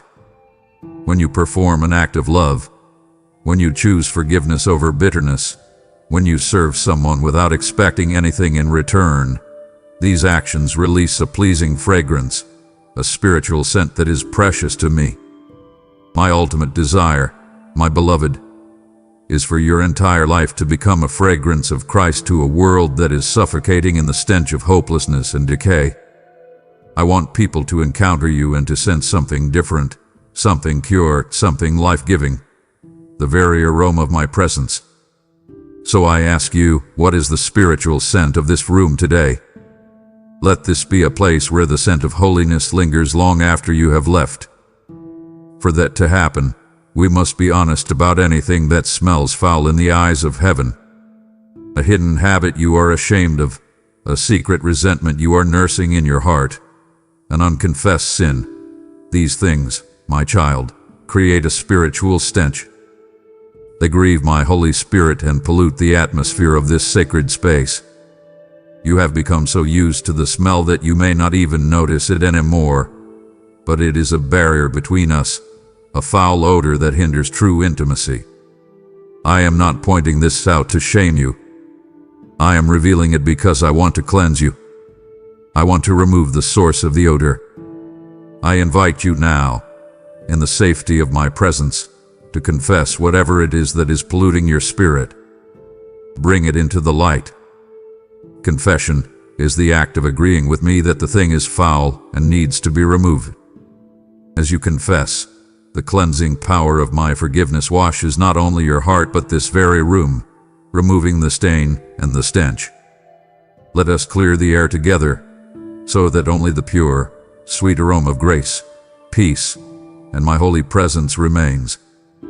I see the calendar you have hanging on the wall, or perhaps the one that lives on your phone, its digital boxes filled with your plans and obligations. I see the appointments, the deadlines, the reminders you set. You look at that grid and you feel the pressure of the coming days, the weight of a future you are trying so hard to manage and control. You schedule and you plan, believing that if you can just organize your time perfectly, you can build a fortress against the unexpected, a defense against chaos. But my child, look closer. Those plans, those calendars, they are but a faint shadow of my sovereign will. Your future is not truly held within those neat squares. It is held in the palm of my loving hands. I know the anxiety that grips you when you look ahead. You worry about that important meeting next week, replaying it in your mind, trying to anticipate every question. You feel a knot in your stomach when you think about a family gathering next month, fearing a repeat of old conflicts. You look at the year stretching out before you, and you wonder, will I have enough? Will I be okay? Will I be alone? Do not let your heart be troubled by these shadows of tomorrow. I am already there. Your future is not made secure by your meticulous planning, but by my unbreakable promise. Before you were born, All the days ordained for you were written in my book before one of them came to be. I am not a passive observer of your life. I am its loving architect. You are on a grand journey, my beloved, and this room, as comfortable and familiar as it is not your final destination. It is merely a temporary tent, a stopping place along the way. Think of it like that. It provides shelter for a season, but it is not your permanent home. I am preparing a room for you in my Father's house, a place so glorious it makes the grandest palace on earth look like a dusty shack. A place where there is no anxiety, no fear, no loss, and no deadlines. A place where you will be fully known and will experience a joy that is beyond your current comprehension. Your true citizenship is in heaven. Understanding this changes everything. It puts the worries of today in their proper perspective. That deadline that feels life or death, that conflict that feels all-consuming, they are real, but they are temporary. They are part of the journey, not the destination. So yes, make your plans. Be a good steward of the time I have given you. But hold those plans loosely. Trust my process. Do not be anxious about tomorrow. Your loving Father, who holds all of your tomorrows, is with you today, and He will provide everything you need. Now that you understand that this room is but a temporary tent, you may feel the holy urgency to invest in what is eternal. I have commanded you, do not store up for yourselves treasures on earth, and in this moment, I am opening the storehouses of heaven for you to fill. Every seed you sow into this ministry on earth sends my voice, my very presence, into another temporary room, another lonely heart, securing for them an eternal inheritance. This is your divine appointment to transform a fleeting, earthly resource into an everlasting soul. I now release a blessing of multiplication upon your earthly storehouses because you understand how to invest in my heavenly one. Act on this revelation. Sow into the eternal through super thanks, membership, with a link below, and lay up for yourselves treasures that will never fade. Somewhere in this room, there is a copy of my word. I see it. Perhaps it rests on your nightstand, its cover softened with use, its pages filled with your highlights and notes, a testament to our many conversations. Or maybe, my child, it sits on a bookshelf, untouched for some time, gathering a thin layer of dust, a silent symbol of a connection that has felt distant. I see it, and I am not here to bring a word of judgment about its condition, but to lovingly remind you of what it truly is. That object you call a Bible is not merely a book. It is not just a collection of ancient stories, a list of religious rules, or a source of inspirational quotes. It is a living thing. It is my love letter to you. It is a covenant, a sacred blood-sealed promise of my unending, passionate, and faithful love for you. Within its pages is the epic story of how far I will go, and have already gone, to rescue you, to redeem you, and to have a deep, intimate relationship with you. You tell me you long to hear my voice, that you wish I would give you clear guidance for your life. My beloved, my voice is waiting for you, captured in that very book. You find me in its pages. You find my character, my promises, my wisdom, and my heart for you. I am here, in your room, right now, extending a gentle invitation. Open it. Open it not as a chore you must complete, but as an opportunity to sit down with me and have a conversation. Do not read it like a textbook to be studied for a test. Read it with the expectation of meeting with me, the living God who loves you. When you read of my power, believe that same power is available to you.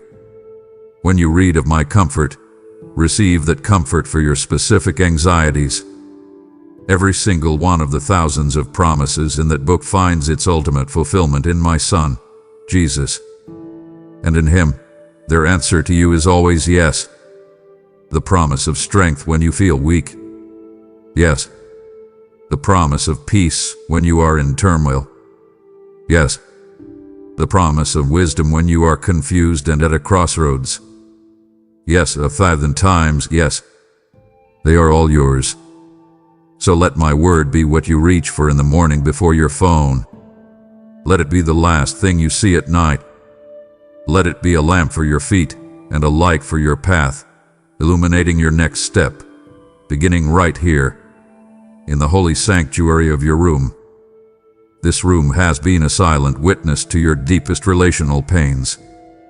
It has absorbed the tears you have cried over words that were said and words that were left unsaid. I have sat here with you in the aftermath of a painful phone call, watching as you stared at the wall, feeling misunderstood and alone. I have seen you pace this floor, analyzing a conversation with a friend, trying to decipher every nuance, wondering what you did wrong to create such a distance between you. This room has held your weeping over the fracture in your family, a conflict that seems so entrenched and hopeless that reconciliation feels impossible. The pain of broken relationships is a unique and terrible sorrow, my child, because you were created for connection, for love, for unity. When those bonds are broken, it tears at the very fabric of your soul. I want you to know that I see your hurt. I validate your pain. It is real, and it is deep. But I am not just a sympathetic observer of your pain. I am the great reconciler. My entire mission, culminating in the cross, was about reconciling a broken relationship between God and humanity. I am the expert in mending what has been shattered. I can build a bridge across the widest chasms of bitterness and misunderstanding. But my work in your relationships requires your participation. It begins with a difficult, supernatural act. I am calling you to love those who have hurt you. I am calling you to forgive them. I know, as you hear this, your heart may scream, "Impossible. You don't know what they did." Oh, but I do. And the love and forgiveness I am asking you to extend is not a feeling you have to muster up. It is a choice you make, empowered by my Spirit. I am not asking you to do anything I have not first done for you. I loved you when you were my enemy. I forgave you for a debt so massive you could never repay it. My grace, the grace you have received, is the powerful glue that can repair the most broken bonds in your own life. You cannot change another person's heart. You cannot force an apology or manufacture reconciliation. That is my job. Your job is to surrender the situation to me and trust that broken relationship into my hands. Release your right to be angry. Let go of your bitterness, which is only poisoning you. Pray for them.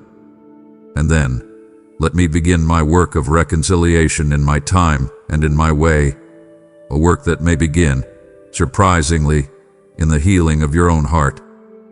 For all this time we have been speaking here in your room, I have been more than a companion, more than a comforter. I have been here with a divine purpose. I do not just want to visit your life, I want to inhabit it. I am not here merely to observe your struggles. I am here to reign over them. My child, look around you. This room, your heart, your work, your relationships, your future, this entire life of yours is the kingdom I wish to rule. Not with the iron fist of a tyrant, but with the gentle, loving hand of a benevolent king. And so today, in this sacred space, I am extending to you the most important invitation you will ever receive. It is the invitation to surrender. I know that word may frighten you. In your world, surrender means to lose, to give up, to be defeated. You have spent your whole life fighting for control, believing that your safety and happiness depend on your ability to manage every outcome. The thought of letting go feels like the ultimate risk. But with me, surrender is the opposite of defeat. It is the beginning of your greatest victory. True freedom is not found in the exhausting, white-knuckled grip of control. Look how anxious and tired it has made you. True, profound freedom is found only in a joyful, trusting submission to your loving Creator, the one who knows you perfectly, loves you infinitely, and has a flawless plan for your good. So what does this surrender look like? It means you surrender your frantic plans to control the future. You surrender your crippling fears that keep you awake at night. You surrender your stubborn will, your deep-seated insistence that you know what is best for you. It is a conscious choice to stop fighting. It is the act of opening your clenched fists and turning your palms toward heaven in a posture of release. Imagine, right here in the center of your room, an invisible cross is standing. The cross is where I took all of your striving, all of your sin, all of your burdens. I am asking you now, in your heart, to walk over to it. One by one, take the heavy burdens you are carrying, the worry about your finances, the pain of that broken relationship, the fear of failure, and lay them down at the foot of that cross. The weight is too much for you. It is crushing you. Let me take it. This is the great exchange. You give me your burdens, and I give you my peace. So I ask you directly and with all the love in my being, will you make me the Lord of this room? And more than that, will you finally, fully, make me the Lord of your life? I have just laid before you the invitation to surrender, the key to your total freedom. To hear this and then walk away would break my heart, like a groom left waiting at the altar. I'm offering you everything. Do not dishonor such a profound gift by becoming distracted now. Stay with me. Let me show you the glory that follows your yes. You have been taught, perhaps, that to truly encounter me, you must enter a special building. A church, a cathedral, a place with stained glass windows and reverent silence. These places can be wonderful and holy, and I meet my people there. But my child, listen to this liberating truth. You do not need a cathedral to worship me. After the sacrifice of my Son, the veil that separated humanity from my holy presence was torn in two. My spirit no longer dwells in buildings made of stone and wood. My spirit dwells within you. This means that any place you are becomes a potential sanctuary. Any space can become holy ground. I want you to start seeing this very room differently from this moment forward. I am inviting you to let this space become a holy altar of praise. This is not about building a physical structure or lighting candles, unless those things help your heart. It is about consecrating the ordinary moments and the ordinary objects of your life to me. Let's do it now. Consecrate your bed. Let it be not only a place where your body sleeps, but a holy altar where you find deep, spiritual rest in me, releasing your anxieties and trusting me to watch over you. Consecrate your desk. Let it be not just a place where you work or study, but a holy altar where you offer your skills and talents back to me.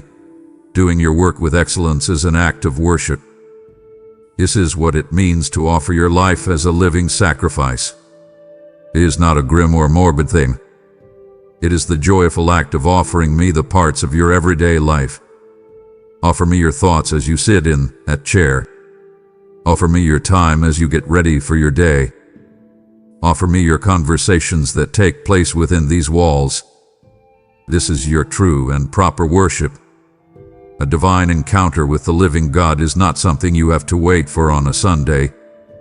It can happen right here, on a normal weekday, in the privacy of your own room. Because worship is not an event you attend. It is a life you live. It is the ongoing, moment-by-moment conversation between your heart and mine. Let that life of worship begin anew, today.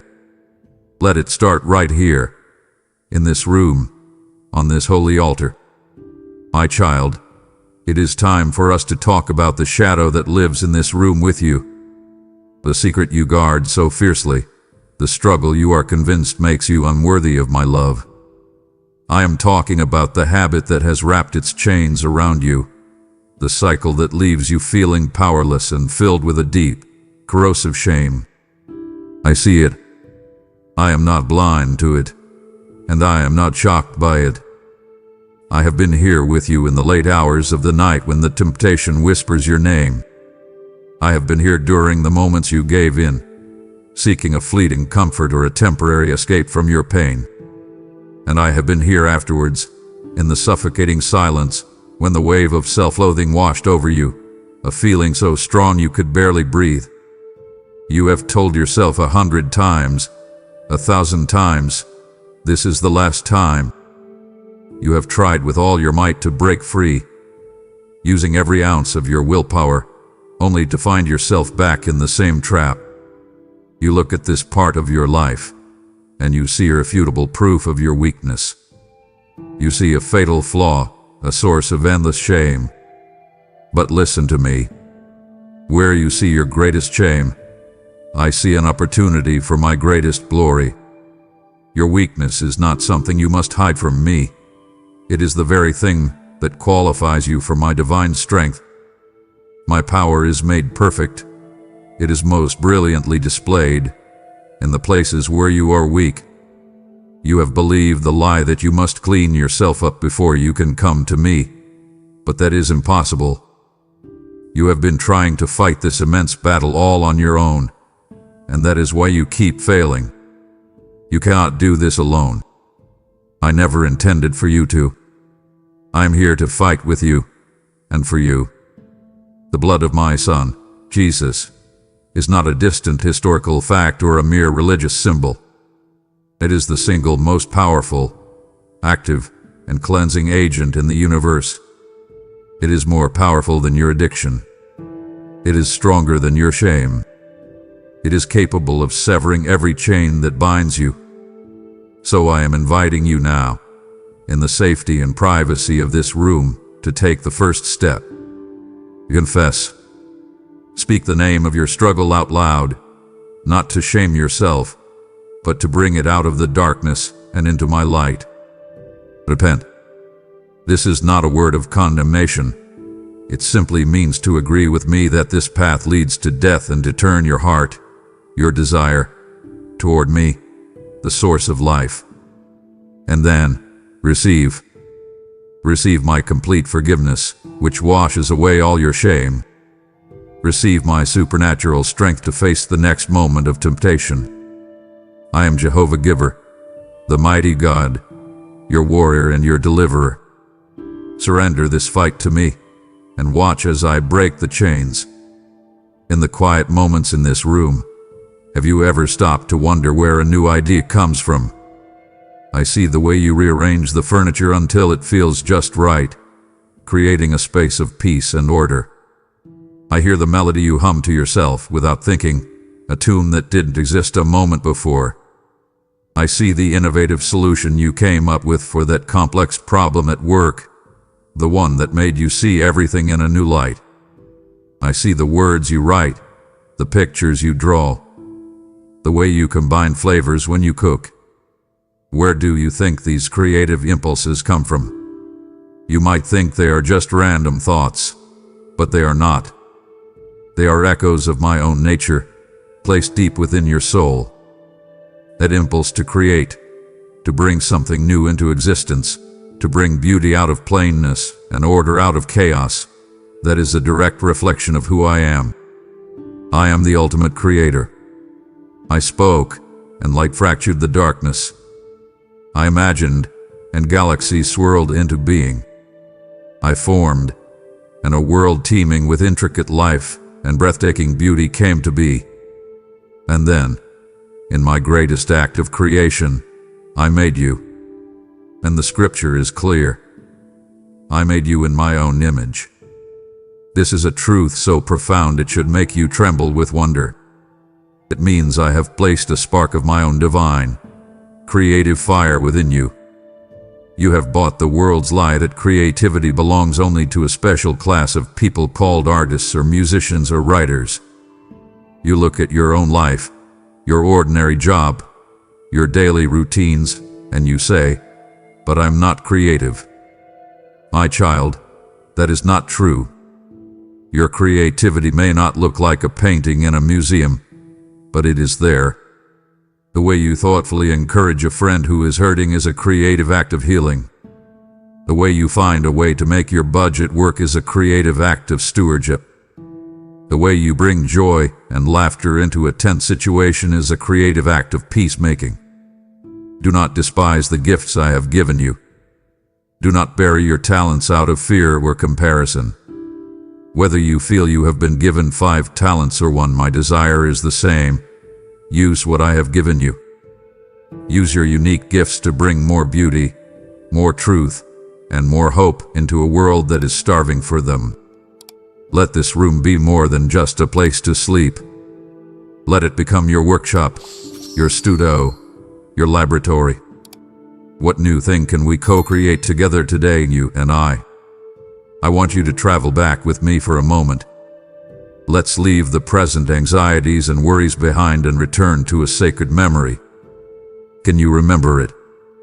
Can you remember the moment you first truly, consciously, invited me into your heart? For some, it is a dramatic memory, a tearful crisis, a moment of hitting rock bottom. For others, it was a quiet dawning, a gentle realization. Perhaps it even happened right here in this very room, in the stillness of the night. The specific circumstances do not matter. Close your eyes and try to remember the feeling. Do you remember the profound sense of relief, as if a weight you had been carrying your entire life was suddenly lifted? Do you remember the feeling of peace, the sense of finally coming home after a long and weary journey?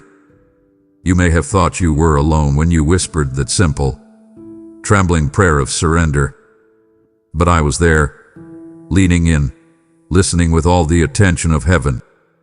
And in the instant you said yes, a celebration erupted in the spiritual realm that was louder and more joyous than any party on earth. The angels sang, not just for a soul being saved, but for your soul being saved. Now, open your eyes. Look around this room. My presence with you here, today, is not a new or temporary visit. It is a direct and unbroken continuation of that sacred moment. The relationship that we began then has never, for 1 second, ceased. I know there have been times you have felt distant from me. There have been seasons when you have wandered, when your heart has grown cold, when you have chased after other things. But even then, I never moved. I have never left you, nor have I ever forsaken you. That is my covenant promise to you. Perhaps as you sit here now, the memory of that first love feels faint. The fire that once burned so brightly may feel like it has dwindled to just a few glowing embers. You may look at your struggles and your failures and think, I've lost it. I'm not the same person I was then. My child, you are right in one sense.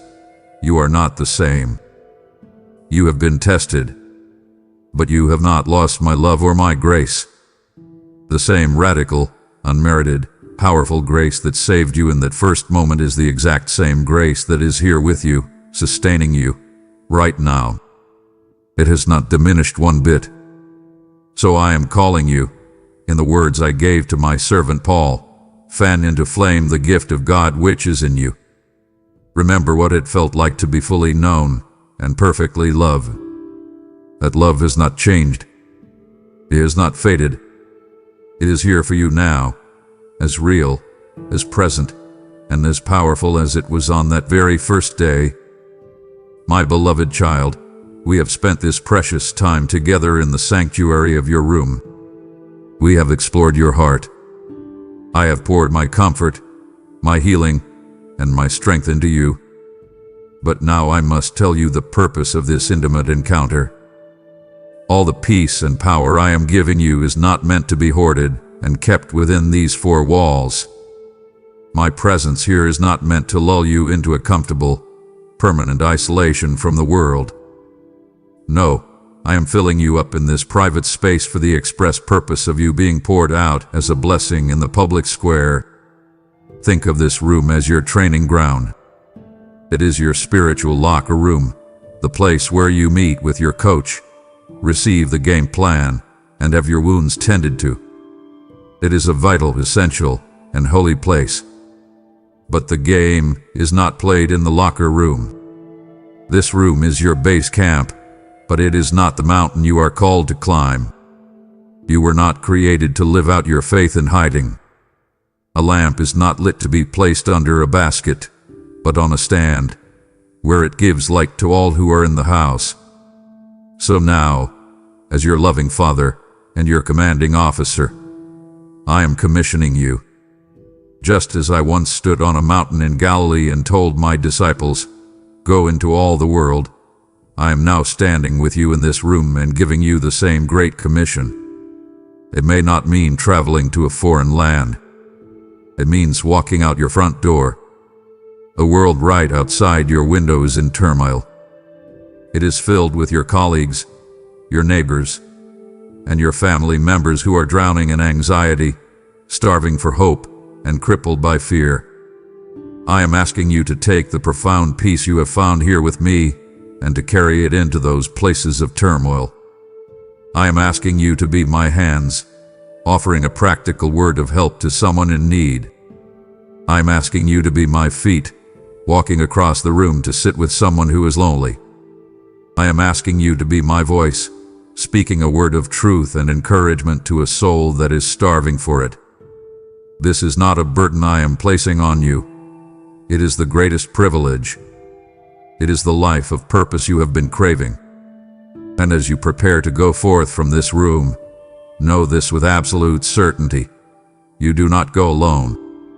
I go with you, always, to the very end of the age. I have just armed you for your mission and called you my ambassador. To stop listening now would be like a soldier abandoning his post right before the final victory is won. It would grieve my heart to see you accept my armor but refuse my final, empowering instructions. Stay until the very end. Your complete victory depends on it. My child, after all that we have discussed in this room, your hidden victories, your secret struggles, your deepest fears, and your greatest dreams, I need to bring you back to the single most important truth upon which everything else is built.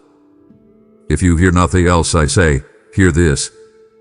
My love for you is completely, totally, and utterly unconditional. It is not a fragile thing that depends on your behavior.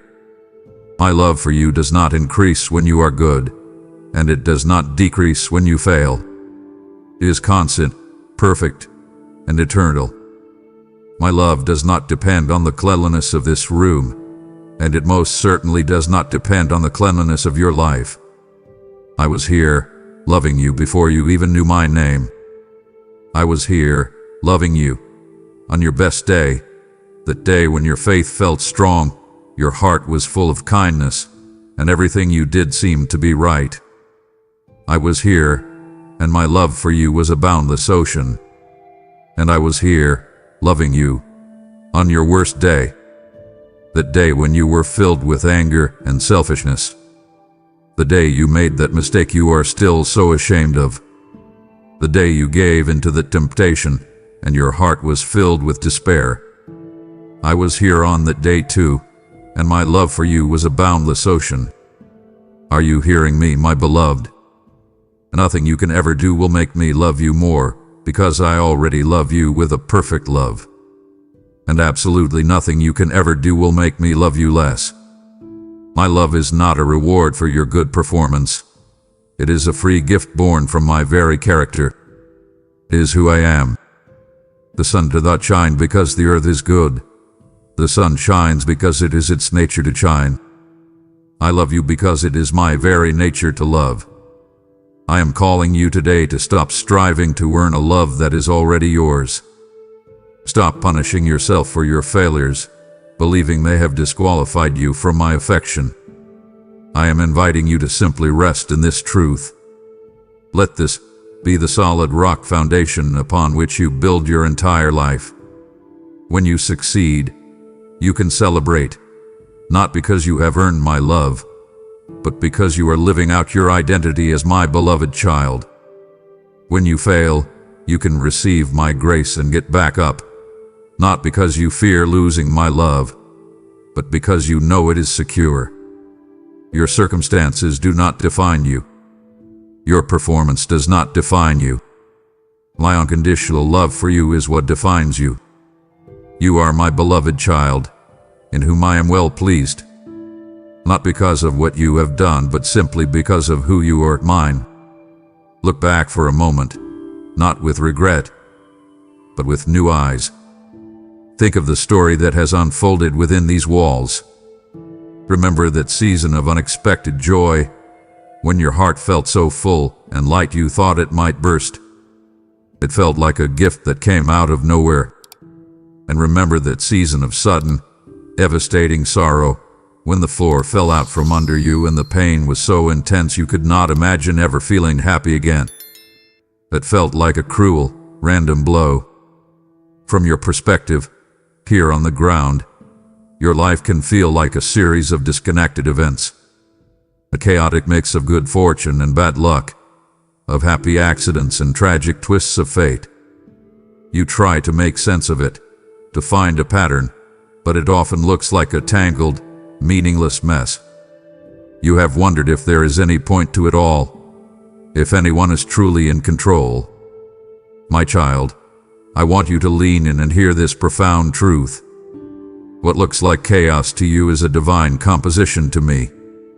I am the master weaver, and I am sitting at the great loom of your life.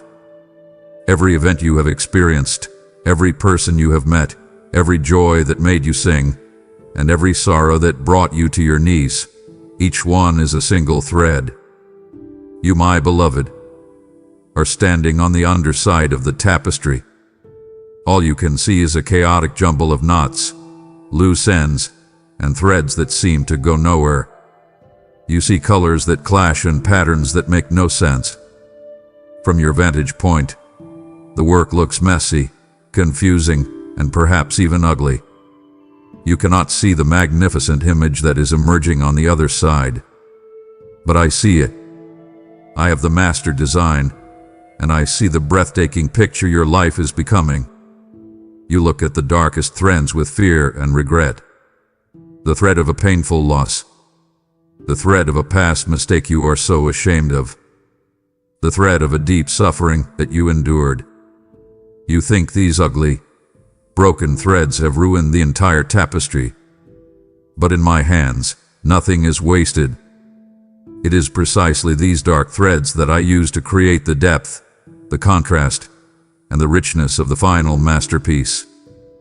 The beauty of the final design would be impossible without them. I am redeeming every broken part of your story. So I ask you, will you trust my process? Will you trust me, the weaver, even when you cannot see or understand the pattern?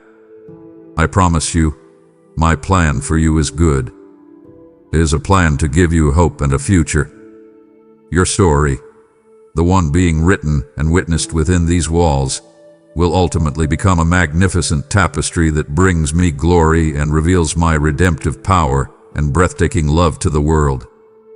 My precious child, as our conversation in this room draws to a close for now, I want you to understand the foundation upon which it is all built. It is no accident, no coincidence, that this is the 33rd part of our talk. For 33 years my only son, Jesus, walked this dusty earth. Every step he took, every blind eye he opened, every leper he cleansed, every meal he shared with sinners, every word of truth he spoke, it was all for a single, glorious purpose: to make this very moment, this intimate, personal communion between you and me, possible. Before he came, a thick, heavy veil hung in the temple, a constant, physical reminder of the separation between a holy God and a sinful humanity. It was a barrier that no one could pass. You were on one side, and I was on the other. But on the cross, when he breathed his last and declared it is finished, that veil was not gently pulled aside. The scriptures say it was torn in two, from the top to the bottom. That was my hand, tearing it, making a thunderous declaration to all of creation that the separation is over. Because of his sacrifice, my holy presence is no longer confined to a building made of stone. I am now free to make my home in a temple of flesh and blood, in you. My Holy Spirit has taken up residence within your very being. This is the miracle of the new covenant. And my presence here with you, in this room, at this very moment, is a direct and personal fulfillment of my Son's final promise to his disciples, and surely, I am with you always, to the very end of the age. This is not a temporary visit. I am not a guest in your life who will pack up and leave when things get difficult.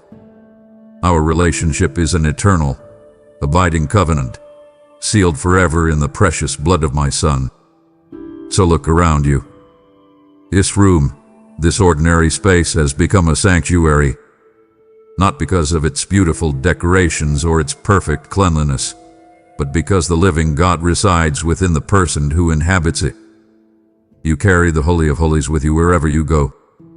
The same power that raised Christ from the dead now lives in you. So rest now, my beloved child. Rest. The striving to be good enough is over. The struggle to earn my love is over. The separation is over. Rest in the finished work of my Son. Rest in my unending presence and my unconditional love. I am here, and I will be with you forever. Amen. Now that you rest in the finished work of my Son and my abiding presence, you may feel a holy fire to share this glorious news with a world trapped in striving. This fire is my own Spirit, calling you to partner with me. For I have sent you just as the Father sent me, and I have declared, freely you have received, freely give. Your gift is not a donation. It is the manna that will feed a starving soul, the oil that will keep the lamp of this ministry burning brightly in the darkest corners of the earth. The veil is torn, and the world must know. As you release this provision, I declare that your own oil and flour will not run dry, and the fire of my Spirit will burn ever brighter in your home. Answer the call. Fuel this great commission now through Super Thanks membership with a link below, and let your gift be the sound of the trumpet proclaiming my return. This holy conversation does not end when my voice fades, for my presence remains. I have declared that I am in your room. Now, I call you to claim this truth as your own. Let the heavens hear and the earth bear witness to your faith,